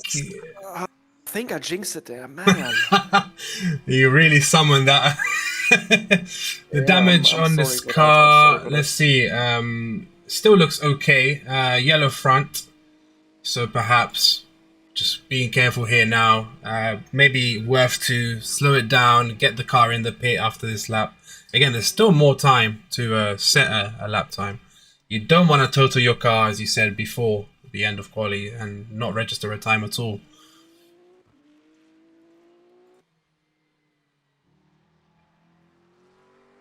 Dipolito, who came second the last race, started off with about half of the fuel than the other guys. Again, they're probably, after this lap, he's going to try and do the bombing technique, getting as fast as he can. We'll see if that pays up. Yeah, I'm still waiting for some times to come in. So it seems like the people still having. Oh wait, there's the first time. 34. Yeah, see, that's what I mean. As long as you get a time on the board, you always have an advantage. Like if everybody else is like screwing up, Absolutely. You could even drive a 10-minute time there. Important to bring a time onto the board first and just your time, and then you can like pretty much full send it. Let's see. So that is our. Oh, here we go. Oh, we've got somebody in the pits already. Back in. Yeah, Doc Bromo decided to opt out of finishing that lap. As we got some guys also in the about to finish their lap times. I think for Dipolito, what a source for could work. I'm not sure if you had a cut or whatsoever in there. Oh yeah, you can see definitely like in the sides there are a lot of like wet patches and puddles forming. So this is going to be very interesting. Yeah, slow and steady does it around the last few curves here as well. Yeah, that's the problem there. Like going onto the curbs when they're wet, super slippery, and it's like so much. As there's so much rain, you kind of like need to go off the ideal line, the race line, and go the alternative line. So, because there, yeah, you can get more control, like, and try to avoid the curbs as much as possible. So, we'll see. Now, Alfano got the full 25 points last time around. And Dipolito in second. And now we can see those two, again, battling it for that first position start. Yeah. Let me see here. So Alfano on 25 points. Dipolito on 18. Yeah, they are skiing. Yeah, it's kind of like skiing, but more like a water skiing.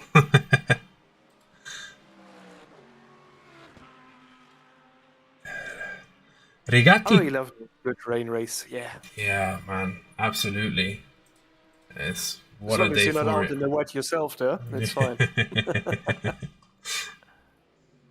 We've got. Let me take a look at some of the positions as well from Gianluca Rigatti, who came in third in the first race, is now fourth. Again, Magic, he did super fast here. Hopefully he gets to race this time and the sub won't boot him off again. Right, because we want to see him race, clearly. And Bauer also set a time now on the 5th position, so he's racking himself up there in the ranks. Absolutely. Well, you see, like now in the rain, how the people are struggling, or like even like how big the gaps are there. Like people going like, hey, play it safe first or 2 rounds and then send it, kind of what I said. Because there's like from the first to the 9th place, nearly 20 seconds. So yes, it's also a little bit of strategizing there how you do it and whatsoever. But yeah, I'm happy that we at least see sometimes already coming in. Oh, Whoopsie, boink. Bauer there. yeah, it's still a nice catch. It was not Absolutely really a terrible agree. crash. And he's very much being very careful here before re-entering, as one should. Absolutely good. Like Lovely. how it is in the playbook. That's how you do it. Absolutely. See some of these other guys as well getting their laps in. No, it's not a night race as far as I know. No, we race in the daytime, right? It is day. We are racing in the day. Although, I mean, you can call it a day, as we can't see the sun. There will be a night race later on in the tournament. It should be actually in Bahrain. So in 3 weeks, we'll be driving at night. Absolutely, that's correct.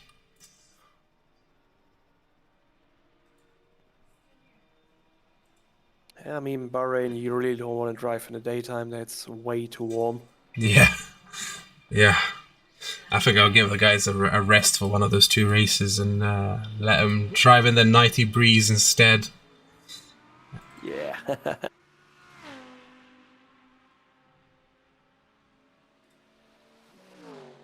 Dominic Bauer, 10. Oh. Bauer is down to the 8th place, but you can see the times are getting a bit closer together now. Absolutely. Still a bit of a gap there from 8 to 9. Yeah, so I'll say, so the top 8 really within 6 seconds of each other. But we are taking in consideration as well, I suppose, and I think we're going to see these change over time. Oh, Piazza also recording the best time out there on the at the moment. Piazza, who is probably still biting his fist there a little bit after that issue he had in the first race, but now in solid first position on the time. But yeah, that seems to me like he kind of like his mistake he was doing last race. He kind of like made a tick behind it and said, "Hey, next race, clean mind." And it seems like he actually could do that. So put a good time on the board already is like very, very solid, I must say. Now some of the other guys as well placing their times. Let's see here. We got Rigati's 3rd. Dipolito was 2nd a moment ago. Now, you know, things are shaping up. Lap times are getting tighter and tighter at the top. And I think now that those guys who have registered a time can now feel comfortable that they are going to get some kind of positioning on the grid.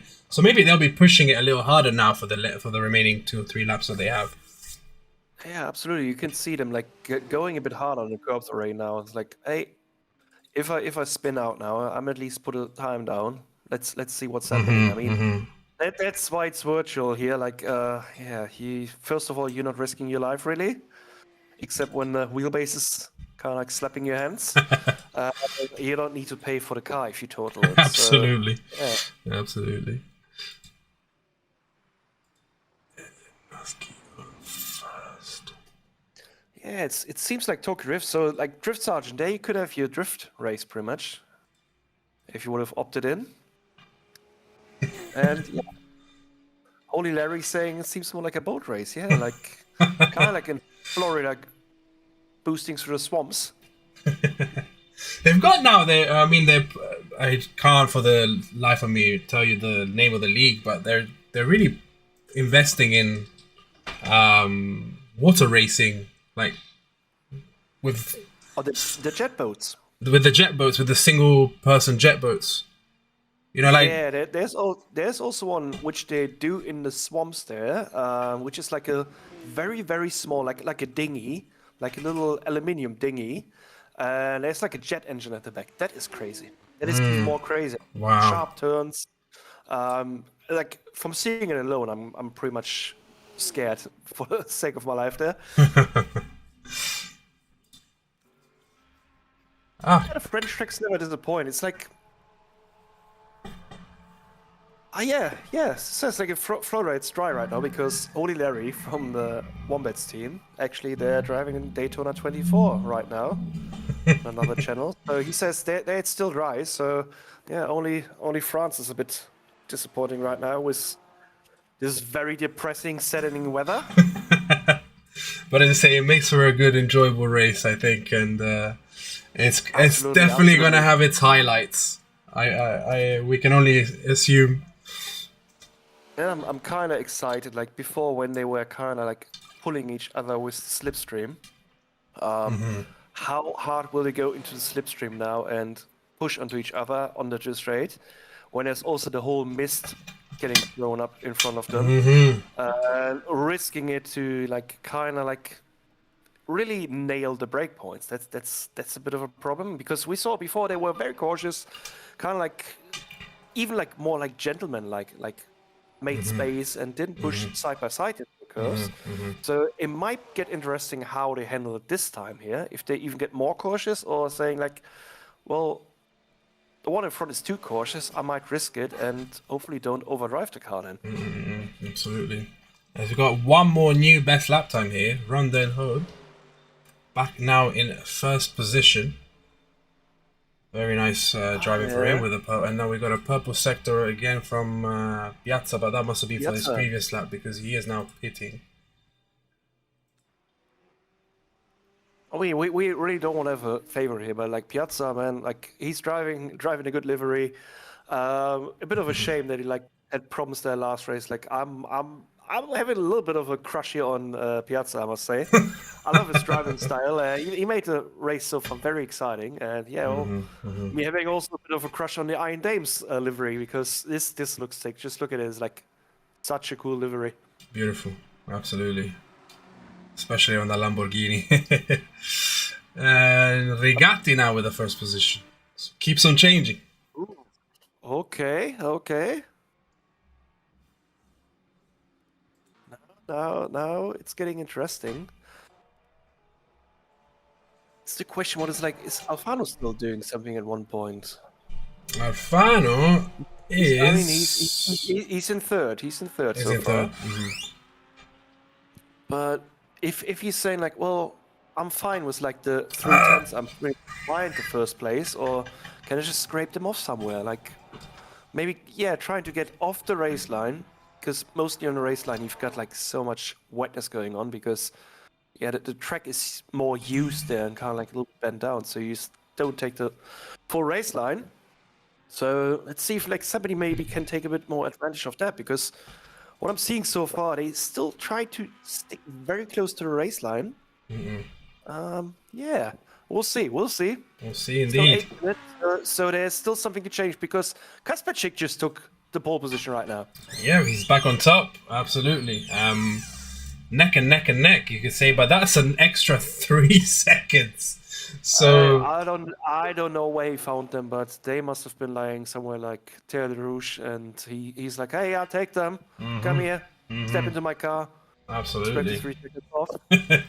Because now from second to really 7th or even 8th, you could go down here up to 12th position. I mean, there's only really 4 to 5 seconds, 6 seconds between the top 10.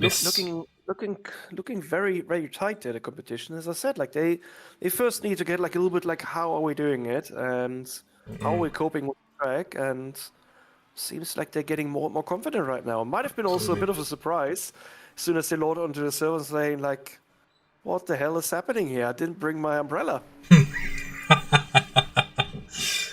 Well, I'm glad that all these cars at least have a hood on them for these guys, because they will be getting absolutely soaked. And I think the weather might just be getting a little bit worse in terms of the final race if it keeps raining like this. I can tell you now, if we take a look at the weather forecast for the race, if I'm able to pull that up in a moment, I will tell you just exactly what these races can expect going into the race.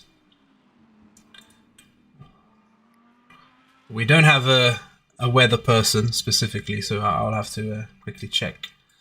Let's take a look here at race 2. And if we look at the race, it's gonna be overcast and rain with a 100% chance of rain. The temperature there, due to the rain continuing, will increase over the duration of the race, and the race is gonna end up the last 15 minutes. The rain is really gonna pick up because we're gonna go from regular rain to heavy rain. And maybe there's also a chance of a storm. So This sounds like the final laps might be a bit of a heartbeat. absolutely, and Finally there. a lot to keep an eye on. And I think we should warn our racers at some point about the weather. Yeah. I mean, at least we're not getting snow, so at least something.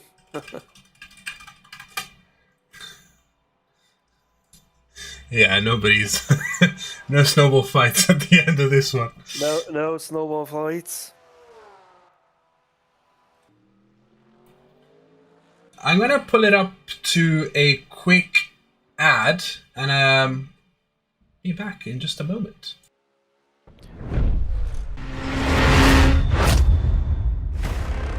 They say I'm obsessed, that sim racing courses through my veins. They say I'm consumed, that I chase my goals with relentless fire. They say I'm unreasonable, that pushing the limit is my only desire. But I heed to a different call. The roaring of a virtual engine, the whisper of perfect force. Passion isn't a price tag. Passion is felt in every detail. The barrier is broken. The threshold of direct drive realism is here for every driver. Driven by passion, powered by PXN. New Gen Direct Drive is now. Discover the PXN VD series.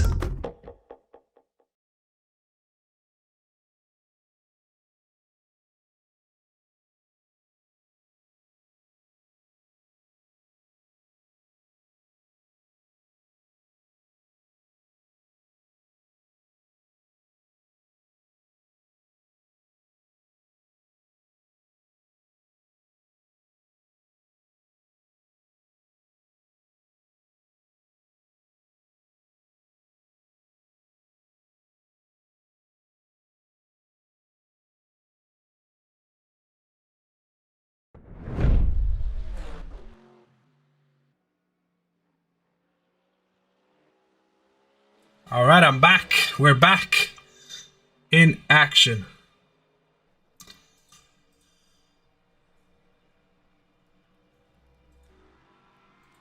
Three minutes to go until qualifying is over and race 2 begins.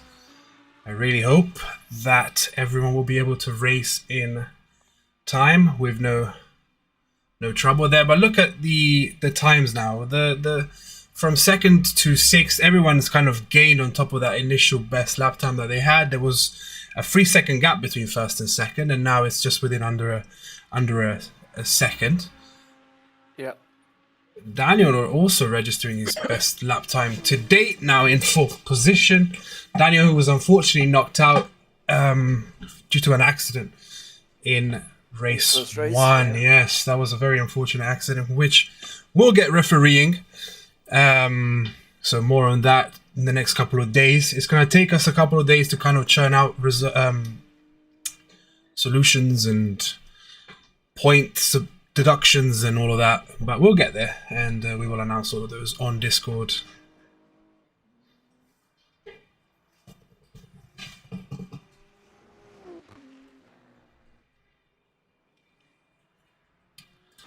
Top Bromo taking 3rd position, Giliberto in 5th.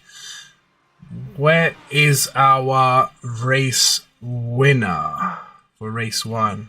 Alfano. Yeah, well, I was thinking that too. Where is he? Like, did he crash out or something? He's currently in 10th, so 3 seconds behind top spot. Maybe playing it a little safer here I on think the rainy Alfaro track. has the greatest strategies with the pit stops. That's what really gave him the win on the last one. Absolutely, yeah. In race one, he kept on to that position from beginning to end. Obviously, he probably wasn't. Yep. He was expecting to start in first because he qualified, I think, in second or third. But yeah, his strategy really played out for him that time around, and now maybe a little bit cautious as well of starting from the front. Let's see. I mean, so it's all to play for. It really is. It will be interesting. Like, I mean, maybe I'm not sure if he's strategizing as like, hey, I don't want to be like completely in the front, because anticipating like I don't want to jinx it, but there might be a little bit of like carnage going on in the beginning. That's the thing, And right? he's maybe like he seems to be like an absolute general there on the track, like strategizing everything and thinking like, hey, let them like all turn out, spin out, and I will just pass by and drive slowly off there, you know. But Yeah. Slowly make my way to first position again, perhaps. yeah, that is just my 2 cents.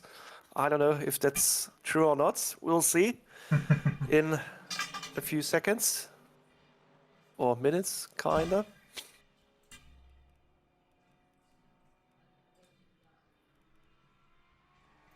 Yeah, I guess a lot of people still waiting to go on that main straight at the moment. So I suppose another 2 to 3 minutes here before everyone finishes up the qualifiers.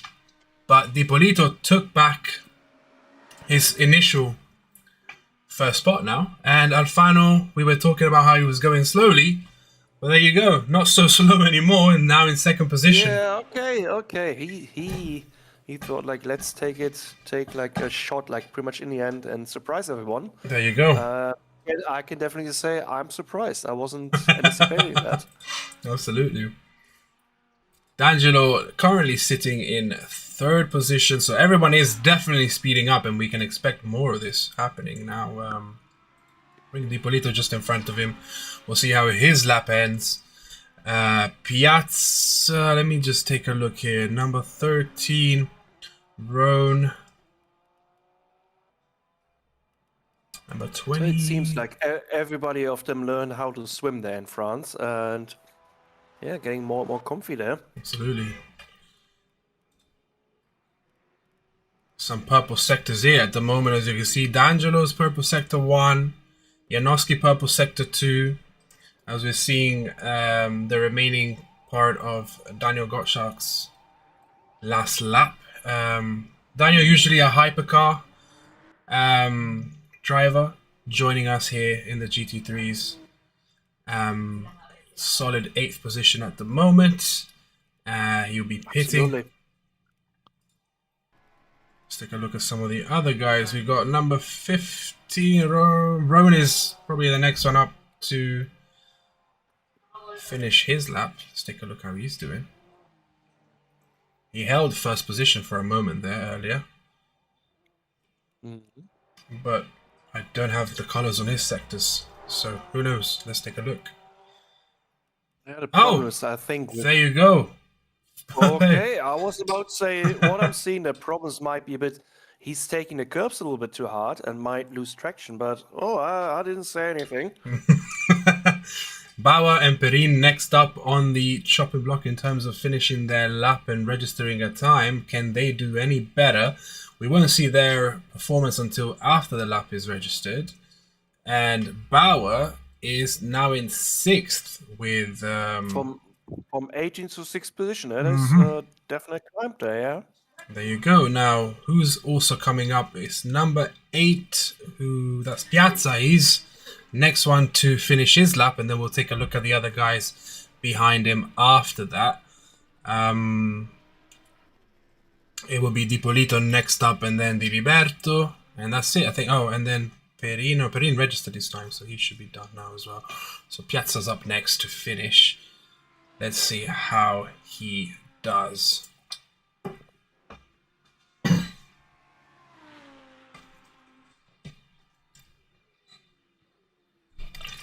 Yeah, he's I think he's trying to squeeze something in there. Like how aggressively he went there. Looked close to an off track, but I think that sausage curb might have costed a few seconds there to scrape off a good time. Oh, but still, 420 Never purple. mind. Okay. We keep doubting these guys, and they keep surprising us with better and better lap times. I have no idea how we could manage to get that good time. Was going over the sausage curb there, but yeah. Track limits to their finest. Getting the car fly off the rain there. And Dipolito also his best lap time. And now Diliberto right behind him. Finishing a solid 4th. So the last guys really pushed it there. And we've got our starting grid now. Nobody else is on track. We've got Borini here who didn't do his stop and go. So I don't know whether we the game will punish him there. We'll see. Now we've got a 30-second timeout before guys get on track. Hopefully there's no accidents this time in terms of touch all the wood you've got in your vehicles, ladies and gentlemen. Yeah, absolutely. Fingers crossed that we see a clean start there. The pack is staying tight together and see a few nice battles going on. Alrighty, okay, we got a minute 30 for everybody to get on grid. So everybody, I suppose, at the moment is just setting up their vehicles, making sure that they've got the wet tires on. Hopefully no one forgets that. So Taking far, maybe a so little good. sip out of the bottle, hydrate a bit. Absolutely. There we go. Slowly but surely the track is getting filled up.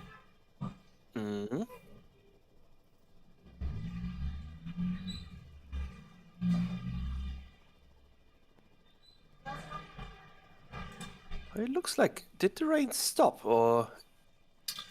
It looks like that maybe from afar, but I think it's Yeah, it's like where the visitors are, they're really standing there and dry because they don't have umbrellas. It's just like the little strip on the track is raining. May I say that they're all looking at the helicopter that's broadcasting the scene rather than the race. At least the guys here on the floor with the tents. Maybe there's a fight or something that we're not seeing here on camera, but the other guys, yeah, they're taking all the rain they can get. And formation lap should be starting in a few seconds. I mean, if you're a real race fan, like there's no bad weather. Absolutely. Enjoy it. There we go.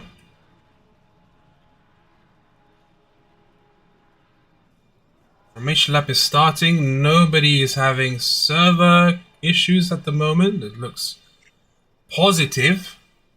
That is absolutely positive. That means the field is a bit more packed this time, and we'll see what will happen. There we go. Dipolito, Piazza, Ryan the Hood, Diliberto, Alfano there at the front.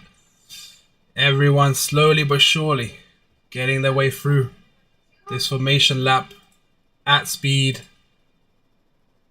No one bumping into each other quite yet. Engines are rumbling. Let's see where this goes, ladies and gentlemen. Get excited. Yeah, absolutely. Off for another good race.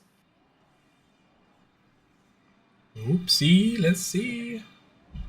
I think from that camera angle, they should enter the 4 chicane now, so close to the start-finish line straight.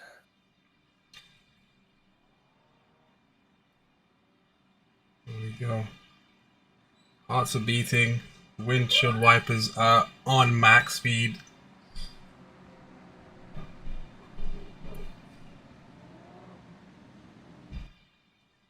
Couple guys lost a few percentages of energy already.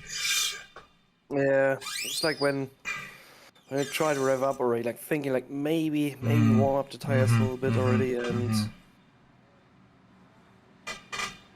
Here we go. We're almost there. actually, yeah, that is a 4 chicane. I was mistaking them too. It's hard to say with this angle, and the map has got all of those numbers bushed up right there. So. Yep. Oh, we've got somebody losing track. They lost control of their car there. Green flag now. No. As everybody amasses to get those positions. It looks like they're sorting each other through there a little bit, like lining up, hey, I want to take this spot. So far, all like pretty much civilized. What's going on there? There we go. Piazza and Di Roberto already having like a little bit of discussion there. Ooh, couple bumps. Okay, Di Liberto slips there, forcing Di Polito off the track. And so far, there was nothing really crazy going on.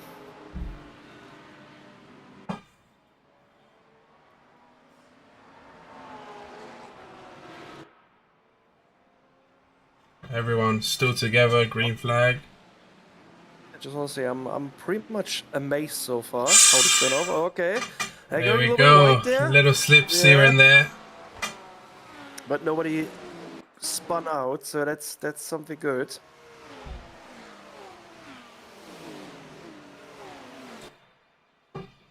Okay, Piazza still leading. Together. Number 20 or position 21 had like a little bit of a problem there, I guess, because it was kind of stopping, so possibly spun out. Looks like somebody definitely spun out there at the beginning. And ooh, here we go. We're really getting all those bollards gone. And somebody really testing the track limits there, Di Liberto. Yeah. Oh, snap. Here we go. Bauer gets knocked out by a slip by one of the other racers. And we're going to have to take another look at that, a closer look at that. But here's the rain finally taking their first victims.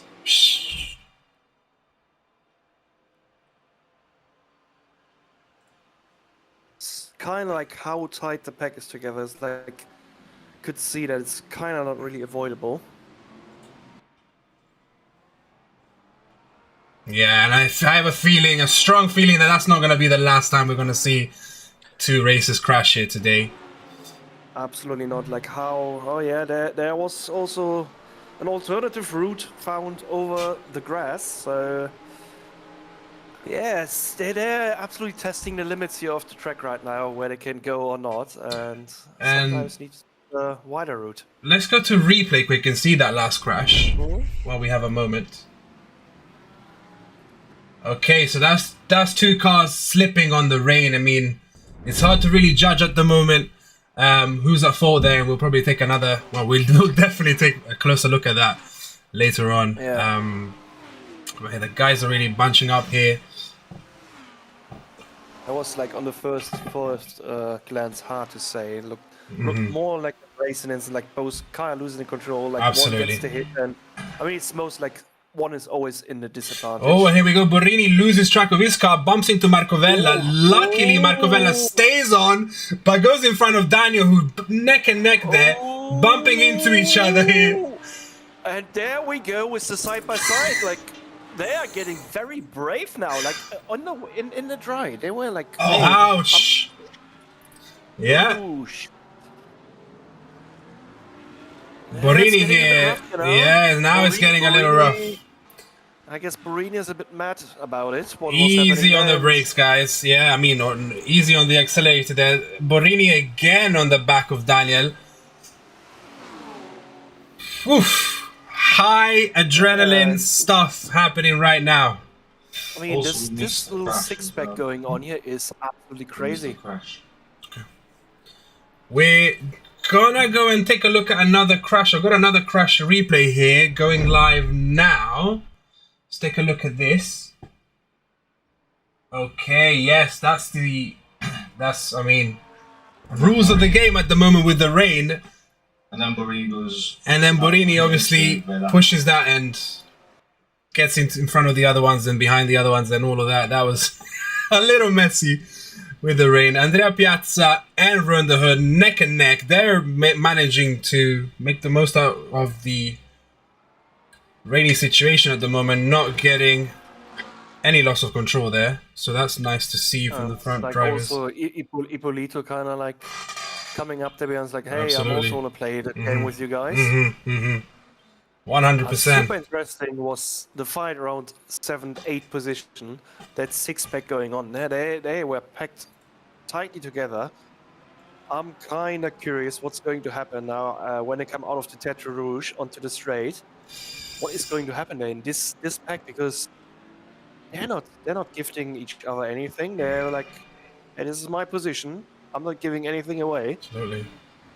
And an interesting strategy by Leonardo Vari. Leonardo Vari is finished first in Fuji, so he qualified as one of our best racers on the track. He didn't place any lap time, so started at the back of the grid, already made his way to 8th position. Now battling Daniel Goshak just behind. So maybe he's using that strategy of, I don't want to get in the midst of this. I couldn't race the first race because of server issues. I want to make sure I get into the points. Let's stick back here because it could get messy. And now it's absolutely working in his favor as he tries to take over Daniel Gottschalk on the BMW there, and does so successfully, it seems.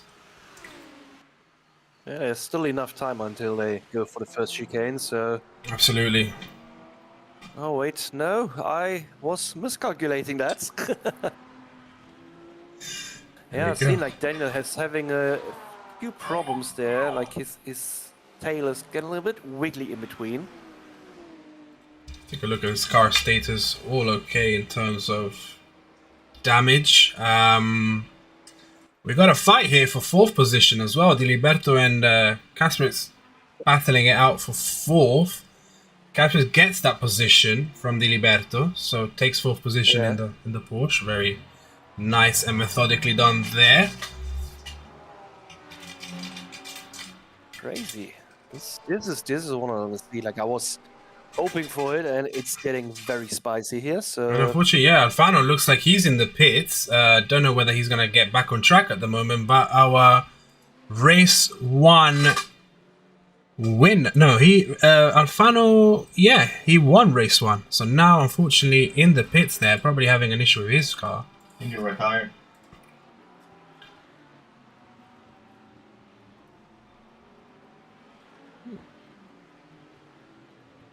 Maybe like hardware issues, or like did he like spin out somewhere and had like a problem? Yeah, that's a solid question, right? To find out. Absolutely, something we will have to look into. No messages on the Discord chat quite yet, so we'll probably hear from him at some point today. Kasper Gaisio and Janoski battling it out for 10th position. That's the points, and 9th. And Borini, they're all tied up right in this straight. Let's see if anything happens here with Kasper. Does he want to squeeze it in? No, not yet.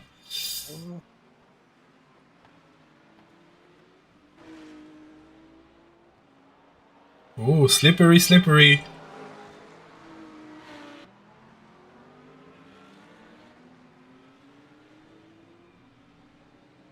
Very, very tight race. They're now like 11th, 12th, 30th position. Oh my god. The 2 Polish drivers really battling for that 9th position. Borini is not giving up any time yet.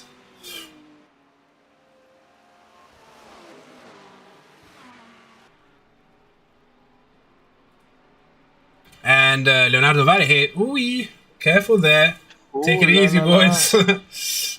Leonardo took another position. He's now in 6th.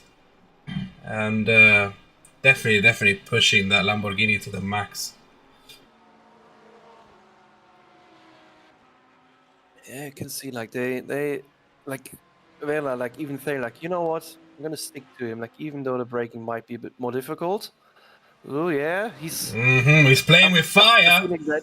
Yeah, I want to say it looks like Vela can go faster and like saying like, hey, leave the door open please for me. And you see like Murray was like kind of taking a bit of a weird liner because he was so confused what Vela was doing. Vela's like, hey, I'm faster, just let me go through. And putting the pressure there. So yeah, there it is. Like he's forcing him into some mistakes. He is indeed. And let's just take a moment from this action to go to the replay and find out just what caused Alfano to lose all those positions. We go into that replay now. Let's take a look at that.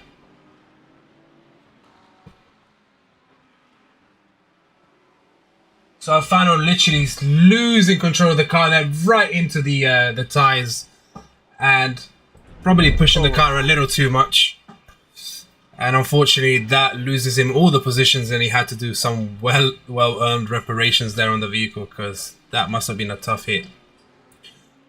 It is like unfortunate. I was like, yes, that's how it is sometimes.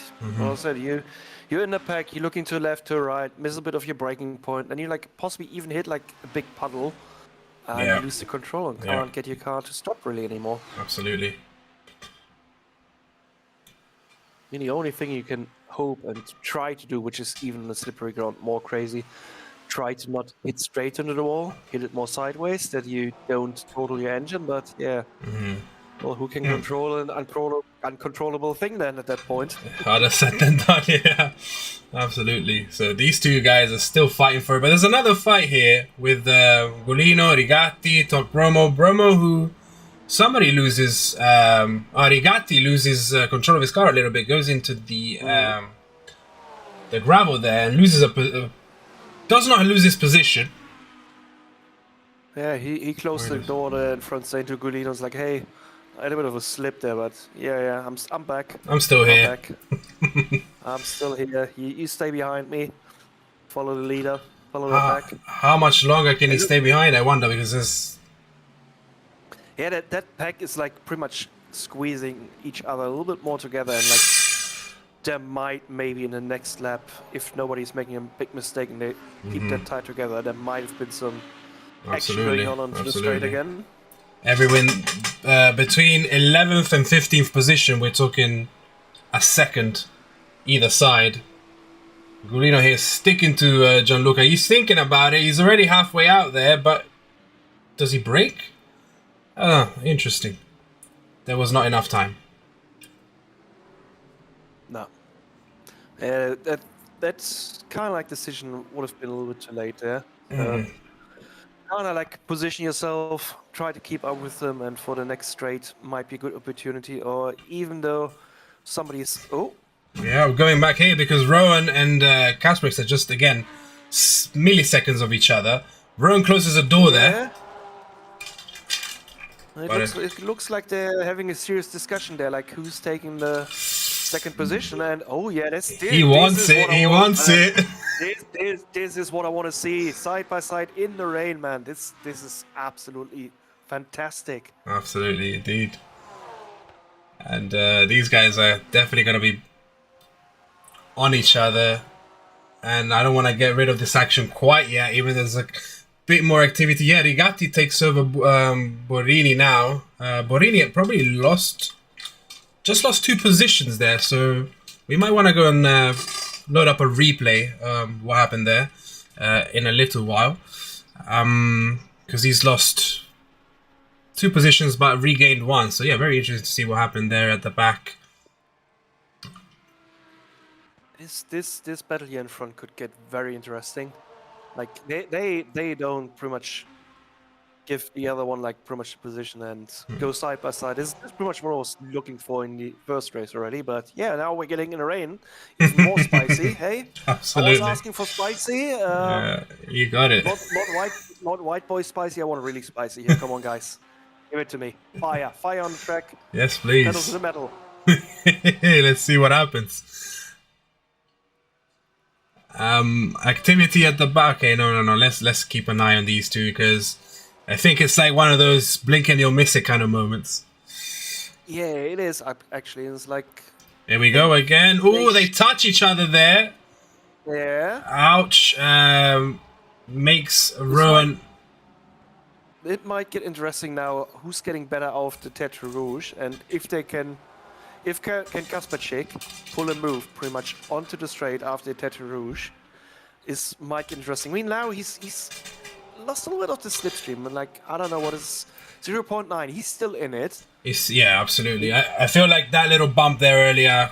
I don't know how much Rowan benefited from being kicked out of the track, because it was due to the collision. One to review a few times, but I think now that there's a second in between them. Let's go and take a look at why Matteo Borini lost all those positions in the replay. Yes.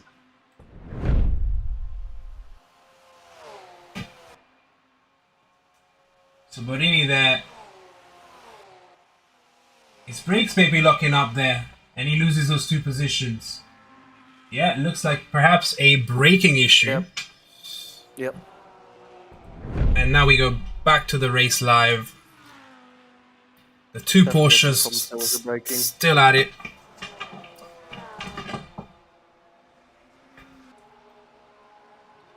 Piazza must be very happy with himself. The performance he's putting on in the rain, a 5-second lead. Of course, Rowan and Kasparis are battling each other, so that obviously has an effect on the way that those two manage their time. But Piazza's laughing right now. What is he? He's in first position and he's having a laugh. He's happy. Yeah. I'm sorry. I thought you had him on camera there. No. He's giving you a smirk, but yeah, absolutely. He's completely on fire there. And I'm not sure if he was maybe listening to the stream that I was secretly rooting a little bit for him there, and he's like, "Hey, I need to do something." So let me show him what I've got. Yeah. That's 100%. Alfano is now basically half a lap behind the others, slowly catching up to Perin though. Perin is in the pits, so he might just snatch that 20th position. Of course, way far from the points at the moment, but given Alfano's speed, I mean, you know, who knows? Who knows what could happen? And he's also had that time to already refuel, so in a sense, unless there's something crazy happening in the pits or anything, he probably will be at the back for the rest of the race, but who knows? Absolutely, he's pulling something crazy off there, but I see Kasperczyk and De Hood starting to have a little bit of a discussion there going again with 0.4 seconds in beating distance.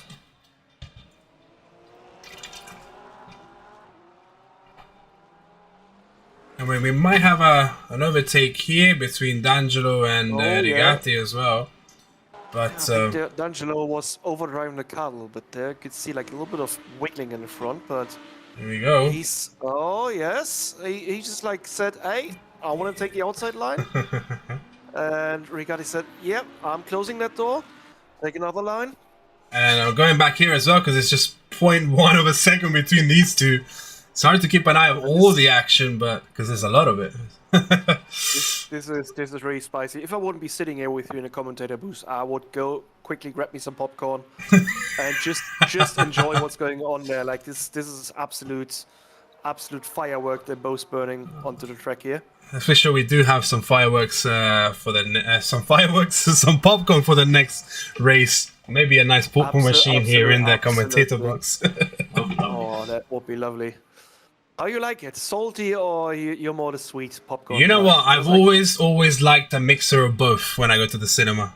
Oh, okay. You know? Okay, there we go. With extra butter or not? Just the regular amount would do me. But you know, I like to go salty, sweet. You know, you never know what your next sample is gonna be. Just like this race, really. Yeah, absolutely. All right, 2 popcorn machines in that case. Absolutely, that would be perfect. Then mix it together. Oh yeah, Golino is like also closing on the D'Angelo. It's like okay, we actually get some super tight passes. Like there's a few like in under a second. Absolutely, we've got Janowski and Geiser here, the 2 Polish men within a second of each other. But I think with Kasperczyk and De Hood, it might get interesting now. Oh, slippery! Yeah. See, I knew Exactly. And De Hood lost a bit of slip control there, and on the straight, and Kasperczyk possibly pulling off the attack now. There we go. And yes. Oh, I thought for a second De Hood would like close the door and like push him off the track. De Hood actually would need to move and make a little bit more space for Kasperczyk there because he's kind of like bumping off the track. That is. Yes. Yeah. We need to. They both don't. Oh yes, go side by side. Come on. Kasperczyk got the inside. Oh no, he's sticking back. Otherwise, with the inside, he would have had. Oh, and he takes it from the inside now. There you go. Persistence pays through. Beautiful overtake. Absolutely stunning. The taillights and saying like, "Hey, look at me now." look at me now. Like I'm showing you now what the race line is. Follow me and maybe learn or just get lost. absolutely crazy, Yeah, man. insane. That's what I was looking for in the first race already. And I think they both might have a discussion after the race. Like, Yeah. it was still on the fair side, but it was a little bit questionable, like not leaving any space there. But I love it. Like them two, like keeping it still fair the whole battle. Absolutely. Yeah, I think, I mean, Oh, and yeah, you switched right to the next pack there going on. yeah, it seems like there's a lot of action here. Again, they're all within a second of a milliseconds of each other, really. D'Angelo leading the pack, but how long is he going to be leading this pack for? Because this guy is right behind him. Yeah. Absolute crazy. There we go. Gulino finally attempts the overtake here on the straight. Much more space than the two guys we saw earlier. Obviously taken in from the inside rather than outside. And he takes that position. Now he just needs, yeah, gets good through the corners, like no slipper whatsoever, all good.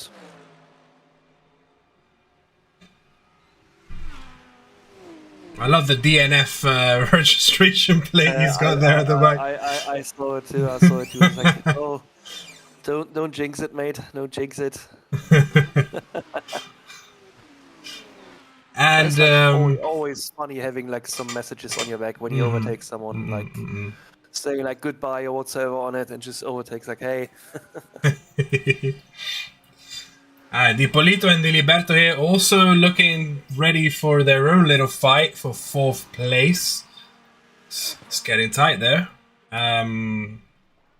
Not that Kaspersen, yeah, it's all quite tight. It's also Ippolito still like on 19% fuel, like all the other ones like more closer together. So this might get interesting and spicy. What's going to happen now? Absolutely. Because it's like Alfano was out, right? Alfano is he's in 20th because of that crash. Minding his Yeah. own business there, yeah. Obviously, Perin pitted, so Alfano managed to get back his. This will get very crowded into the pits now soonish. It really, I'm not sure oh yeah, we've got the first one going into the pits already. There we go. Piazza's in. It's interesting if Ippolito keeps driving, risking that. I'm not sure if 70% it could be enough. Doesn't look like he's gonna risk. Or does he risk it? He risks it. He's risking it. He's risking it. Oh. It's like, hey, let's make it a bit more interesting here. There we go. Ippolito takes he's gonna enjoy that first position for a while, as everybody else is pitting. It's the point. He can drive freely now. He's got no one to care about really right now. So he's got like one round where he can use the whole track without looking for people and like put up the pace a bit. As the pit exit might be a little bit crowded in a bit. Yeah, let's get ready for this. Yeah, Piazza leaving the pits already. He's off, so he's off with that 90%. I think he's like, you know what, this will do me. And how are the others going to manage this? It should work. Oi. Oh, okay, there you go. Rowan and Magic right back out where they left. Rowan managed to exit the pits just a second, or I guess. Yeah, he just squeezed in before Kasperczyk again, so this is going to be interesting again then, I guess. Battle is back on the menu. See some of the other guys also pitting. Everyone's getting their fuel in now. And yeah, curious to see what happens here because... How long does it take to pit? For fueling? Yeah. Well, it's taken them about...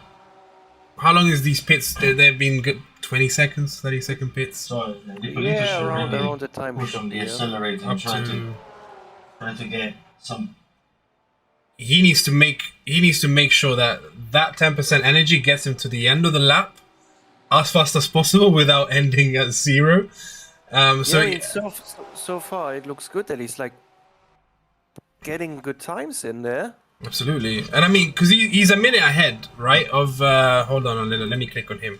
Right, he's 40 seconds ahead of Piazza, who was first. So as long as he gets to do that pit stop within 30 odd seconds, I mean, he could be in for Another. You can see it. I mean, he's on a straight there, like, but the time is getting more and more. So the car is light. He's got all the track to him. So yeah, this might work out into his favor. And It get very really spicy when might. he's getting Absolutely. it's- Absolutely. Well, these two are still fighting the two Porsches. Mhm. What does Casper want to do this time? He probably doesn't want to go inside again, so he goes for the outside, but they're still tire to tire here. I'm kind of interested if they like later on, like, oh yeah, seems like they will possibly Couple after of race go love on to a date again. Like they love to haggle around a bit there. Yeah, those two guys really. And you know what? This might turn out in favor of Leonardo Valle, who's just right behind them. Yeah, there we are with the topic again. Like two people fighting and a third one coming from behind saying like, hey, you know what? Do your thing. I'm gonna watch you. And at one point, you both leave the door open, and I will squeeze through. Absolutely. And will be the lucky winner. Here he goes again next to that nice patch of grass there. Has he got enough to go through here? He... Oh back? my Oh. God! A little Ness. bit of a lockup here. Yes. See, and there it is now. Var is saying like, hey, cool that you had a bit of a lockup. You tried to brake very late. This is my position now. And I'll take it. And Roan, again, he's the one laughing all the way yeah. away from this because he's got himself an extra second now in front of the other two. Yeah, I think Kasperczyk tried to take the outside line, brake as late as possible, and breeze around. But He had no in the rain- space. In the rain, it doesn't work out that much. That's Absolutely. good very often. Absolutely. Now, But yeah, Dipolito. Varro was like, yeah, Varro had the place there and say like, kind of like a bit crumbling now, having a bit of problems. I'm making some space. Oh, but he He's got a little slipped knock, just now as well, I think. Yeah, Yeah. he slipped on this really wet track. So Dipolito should enter the pits now. he's Yes, entering he's the going pits. in. He looks On like to he's 1%. a real mathematician, Dipolito. Absolutely. And the guys behind him, I mean, Gulino, I'm not sure whether he's going to be able to get this car into the pits with 1%, but hopefully yeah, he does. that is He's going now to be at interesting. 0, so let's see what happens here. Do we lose Gulino, or does he make it into the pits with his 0% energy? Now, let's go on Dipolito and see. He's got 20 seconds let's ahead see of when the wave's Piazza. coming out. Let's see when he comes out, because he might just go, you know what, I'll take what I've got. I'll take whatever energy I have and 5 second start, and I'll go with it. But, I mean, oh shit. Sorry. Angelo right there just breaking, parking right in front of his... 68%. there we go. 68% he's going out. Okay. Piazza taking all his positions back, but Ippolito, I mean, obviously with the time difference. Let's see. Yeah, where is he coming out? Let's take a look at this, because is he coming out in second position? So again, In second position. master strategy. The hood kind of closing in a bit, yeah, because he had like the advantage of the speed there, but Absolutely, but that is crazy. So I guess if the hood and Kasperczyk kind of like settle their fight there for a bit and both can close onto Dipolito, we will have like a perfect menu here for the end with them absolutely, three going 100%. position. I should say maybe Dipolito's got 15% less energy on there. I wonder how much that's gonna help him with being a bit lighter and a little speedier on the track. But it looks like we've got another replay as well of the fight between Kasperczyk and Den Hood. Let's go take a look at that replay quick. Yeah, absolutely.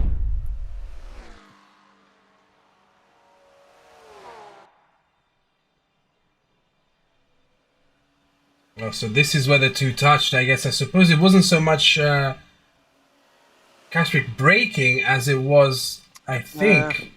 Yes, it's the problem is Kasperczyk wanted to go in there onto the line, which was not there. He needed to stick on the outside line, but I think it was also partly like he was possibly on the brakes or he like a bit of a lock up, trying to close in. And this is not working out. You need to keep your line, even though you have the outside line, which is not good, because he would have ended his race with that move nearly himself. Yeah. There's still 15 minutes left, so Crazy. don't go in there with your crowbar. Like, there's time, you know? But Kasperczyk did take his position from Roan. We missed that overtake. Yeah, oh, and they're catching up to Dipolito a bit more because Dipolito was, before we went to replay, on 3.2 seconds before Kasper Chick, but they closed the gap for 6/10 already again. So yeah. it's We got looking a good. big battle here as well between these three. I mean, this is the battle of the points, really. I mean, 11th doesn't get any, right? So we want to get as many points as possible, and these three guys absolutely. are really in contention for those 9th and 10th spot. This is, oh man, this race where I thought like they might be more cautious in the rain, they get so comfortable now in the rain. There's like super interesting battles happening now. And I wonder whether, you know, part of that is because the first race was the first race, right? So tension is a little high, a little bit more stressed. You're nervous. You're nervous. You don't know how all the other people are driving and whatsoever. Exactly, and I think like after that nice time in the dry conditions and loosening up those nerves, getting rid of some of that, now we're in for a real battle. Rowan and Kasper do not want to let this position up at all. They're battling to the end. It's like them two got a lot of like talking going on there. I think it looks also a bit like the Hood is like bump drafting Kasper Chick now and saying like, hey, no, not. It looked like it looked like from that scene, yeah. It looked like, hey, let's form an alliance. Let's get pretty much so we can catch like Ippolito there in front. I'm gonna bump draft you a bit. But yeah, so far, I mean, he's trying to keep close to him, maybe give him a little bit of a bump draft, but okay, the Hood still somehow anticipating to go for the attack sometimes. Yeah, these two are not gonna let it up anytime soon. Here we go. Oh no! That was sadly, from my first opinion, a bit on Kasper Chick not leaving enough space there. The door was open, and the Hood was halfway onto his side, and Kasper Chick kind of like went to the right more. He kind of needed to stay on his lane there, but that is just my first impression there. Is Kasper Chick staying out now? Is he done with his race? We're gonna have to take many looks at that. He's coming back on. He's lost part of his car. That's very shame. Definitely need to take a look at that. I mean, that's my first impression there. That he was kind of like leaving his lane a bit and like pushing himself into the Hood, who was like halfway there. And I mean, can't go anywhere. He was kind of like on the outside. Kind of like outside lane, and well, that's kind of physics. He's spinning out then. We're gonna try and bring that replay up anyway.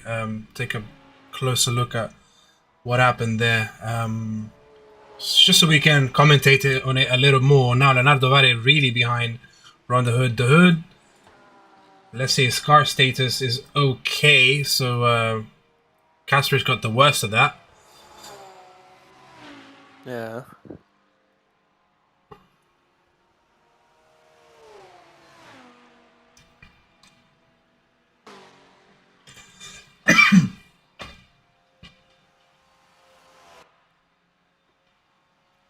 You preparing the replay still, or was it? Yes, no. We're still sourcing the accident. We don't want to stress out our technicians. But we got Daniel here and Marco Vella fighting for 6th position. Daniel he caught up quite a bit actually from a moment ago. He was a little further back. He was 8 or 9 positions, so still sticking kind of around there where he used to be before. Getting a few positions. Yeah, I've got the feeling like Piazza there's not really much happening to him anymore. It's like, yeah, he's got 50-second lead. 15 seconds, and yeah, he's gonna bring it home, I guess. Absolutely. I mean, Ippolito played it to perfection there to get all those points, all those positions. Absolutely. I mean, unless there's really some more rain and storm catching up, and the people get like caught red-handed, it's like, oh no, definitely gonna get rainier. The forecasts haven't changed. We're looking at a storm And it looks like visibility has dropped a little bit, whether or maybe I'm just looking at the water that gets kicked out by these two guys here. As Leonardo Vare attempts to take Roan the Herd's position. Yeah, he's also saying like, hey, I'm taking Kasperchik's position now. Let's have a discussion between us two here. And we'll let this discussion continue for the moment. And the overtake is ready to happen. Neck and neck here. Tire to tire. Don't make this nasty, guys. There we go. He gives the position to Leonardo Vare. Yeah, he's going for, the Hood going for... Oh, a bit aggressive there. I thought, like, is he sticking to the outside? And he takes that... Right? Yeah, that was actually, like, clever how he positioned himself. Now the question is for the next chicane. How's that turning out? So it could be the Hood actually in favor again. If he sticks to the inside line there. So he comes out at the outside. So Vare might be in a better position, but we'll see. We'll see.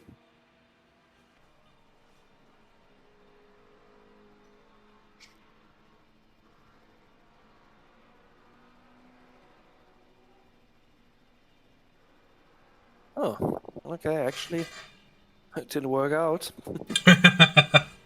It worked out indeed. Now, let's see if these guys are not going to cause any more... Alright, let's go and take a look at that replay quick, shall we? Yes, absolutely. Alright, let's go. Let's take a look at this from this position.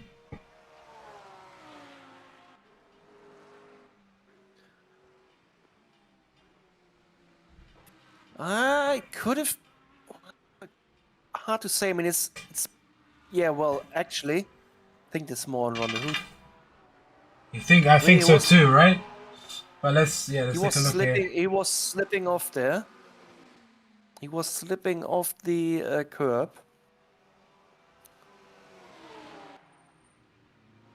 There's plenty of space.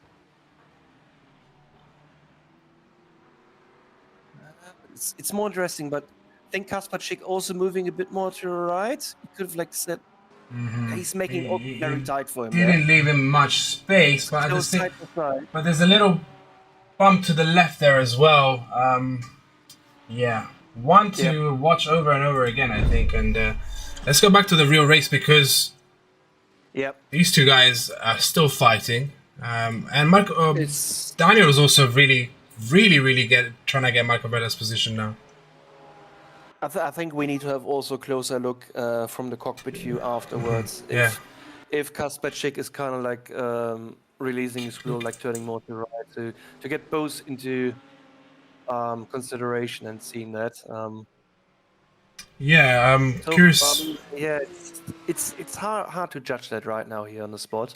Do you think it would be nice to also take a look at the cockpit of Den Herd to see whether he flicks his wheel? Both would be interesting, but I think that's more something for after the race, and then we'll announce it for the standings, final standings. If somebody's getting like a time penalty afterwards. Absolutely, yeah. Because obviously, that resulted in Kasperchik getting a DNF in the end and not finishing the race at all, which is a shame. I thought he's still driving.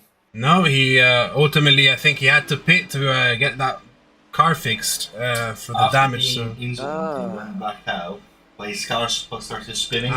He went back out. Okay, so our technician says he did continue racing, but his car started spinning, so he lost control of the car and had another crash afterwards. So had to end of it, did not finish. And Daniel, who was gonna take Vella's position, ended up losing a position to D'Angelo here. So neck and neck in these last few positions here.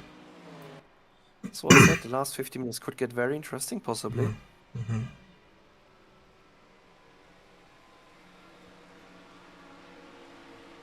And D'Angelo doesn't take one; he takes two positions and puts his cars behind, right in front of Marco Vella's face, saying, take a look at this. I've just come and got you both, but it's not ending here for sure.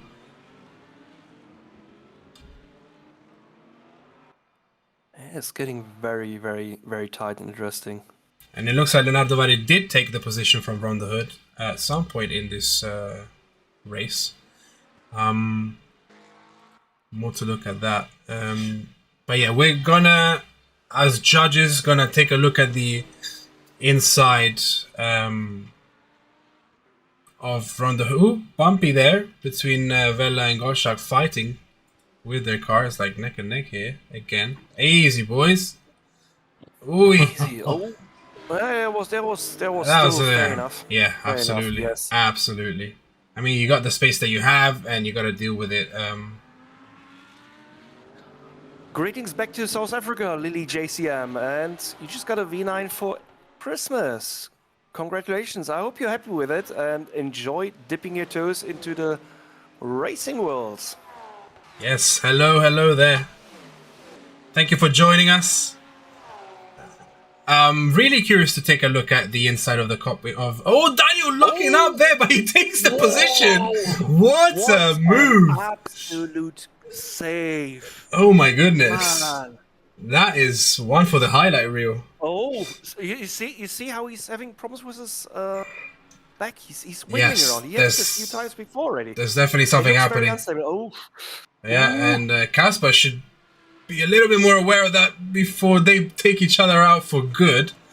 Yeah, that's the point. Like, better don't put your scuba goggles on there and dive into it. Like, wait for it. You see he's slipping with his back, and then don't go in there. No. That's the worst thing you can do. You end both races.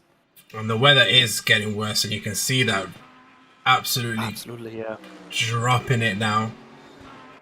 As these guys are still all fighting for the points. Do we have a moment to go inside Ron the Herd's pit to see what happened during that accident? I think we do. Let's go just take a look at that now. Yeah. I mean, that looks like it could be a little malicious. I mean, again, we were gonna judge this a little bit more carefully, but let's take another look here. This is definitely something to look at and take into consideration later on. Absolutely. Like, with multiple camera angles and. But we do see here a jerk to the left. I mean, you know, that is making me a little bit suspicious. But again, what for us to judge on? That movement to the left looked a bit suspicious, but I mean, yeah, on the rain, you try not really to go onto the curbs. They are just they're not your friends there. They're absolutely not your friends. I mean, I must admit, I've never driven in Le Mans Ultimate in the rain. I know in most other simulations, if you drive there on the curbs, you spin out. Here it seems a little bit more forgiving so far. I want to see how crazy they sometimes go over the curbs here. I was like see them already flying every time, pretty much. But yeah. Oh, Romo's saying like, "Hey, Gottschalk, move over." Romo is coming for that knife position there, and he's taking it comfortably. And So, yeah, I've got the feeling like how the car from Gottschalk is moved. Oh. Okay, it was all clear. It was good. Both holding their lines. Crazy, Absolutely. but I've got the feeling that Gottschalk had some problems with his car. Like even like 10-15 minutes before, it seems sometimes because it's very wiggly. He's losing positions, and he's really fighting to keep that car under control with 1 minute to go. Yes. But if anyone was asking what happened to Kasprich after that accident, well, here's what ended his race. Another quick replay here. So Kasprich actually ended up losing control of his car. Of course, it's only half, and he's turning more into a Beyblade than a racing car there. Ballerina. Unfortunately, but yeah, I mean, his control must have been very poor at the end there, which is unfortunate. I mean, yeah, but he came out of the pits, you said, right? I don't think he ever managed to make it inside. Yeah. I mean, he didn't have a rear wing anymore, so the aerodynamics might have like pretty much did his toll onto the drive there. Yeah. Not really having more downforce anymore. So now Piazza's got 26 seconds with this 4% fuel. I'm guessing he doesn't want to cross the line until those 20 seconds are up.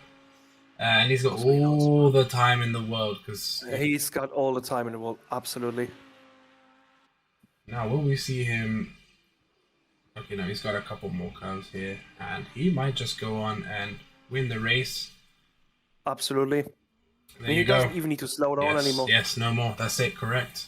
He's got it. He's our race 2 winner with a massive time difference. What a race by Piazza, which was called as Marcel's favorite before he even started racing. So there you go. You got a knack for a bet there, if anything. Ippolito and Vare are just about to cross the line into 2nd and 3rd respectively. Vare, who made his way all the way from the last position on the grid to the podium. Massive congrats there. Beautiful driving from Denaldo Vare.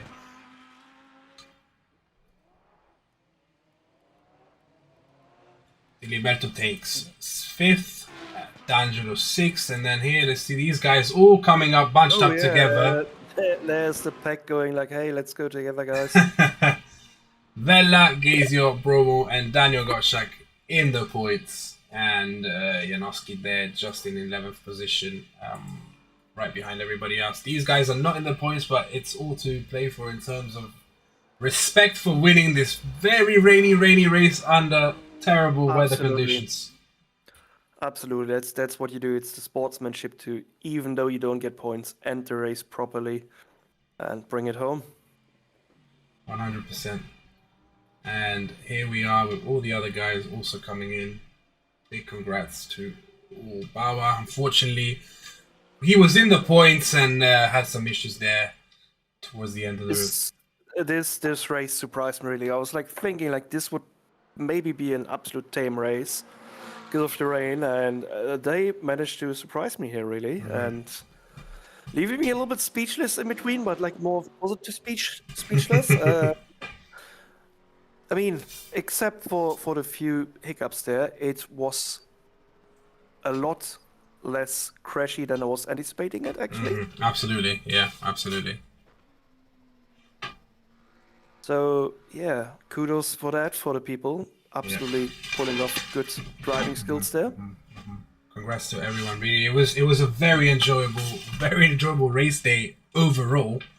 To be truly honest, I'm well impressed on how they drive so well under the rain. Yeah, That's they incredible. Yeah, keeping it under control. And the battles and the slips and the bumps. 99% of them were just completely correct and understandable, shall we say, as we see Adrian Chotard there finishing, and then Alfano, who our race winner for race 1, really wrecking his car there. I mean, surprised that he managed to get it fixed up and into the pits and running again. So congrats to him as well. Really. I mean that's the sportsmanship still going then, and ending the race. That's how you do it. Fantastic. And Also fair play to Perini. He kept racing even though he was like 2 minutes behind everybody. Yeah, fair play to Perini. He didn't give up. Did not give up. Finished both races. Given the difference in obviously experience on tracks as well here. So amazing. And another big congratulations to everyone. It was a really fantastic day of racing. We have some refereeing to go through. So wait on that from us in the coming days. We're going to thank everybody who's still watching. And I'm so glad Lil, JCM and Marek, thank you for sticking through, for supporting your friends. It was lovely to have you, and I hope to see you guys again next time. I'm glad that you're enjoying your V9. Please come by again next week and we can talk more about that. But for now, myself, Marcel, Lorenzo, we thank you once again. Thank you all. Yeah, thank you very much. It was nice to have you guys around. And we'll see you next time. Bye-bye. Bye-bye.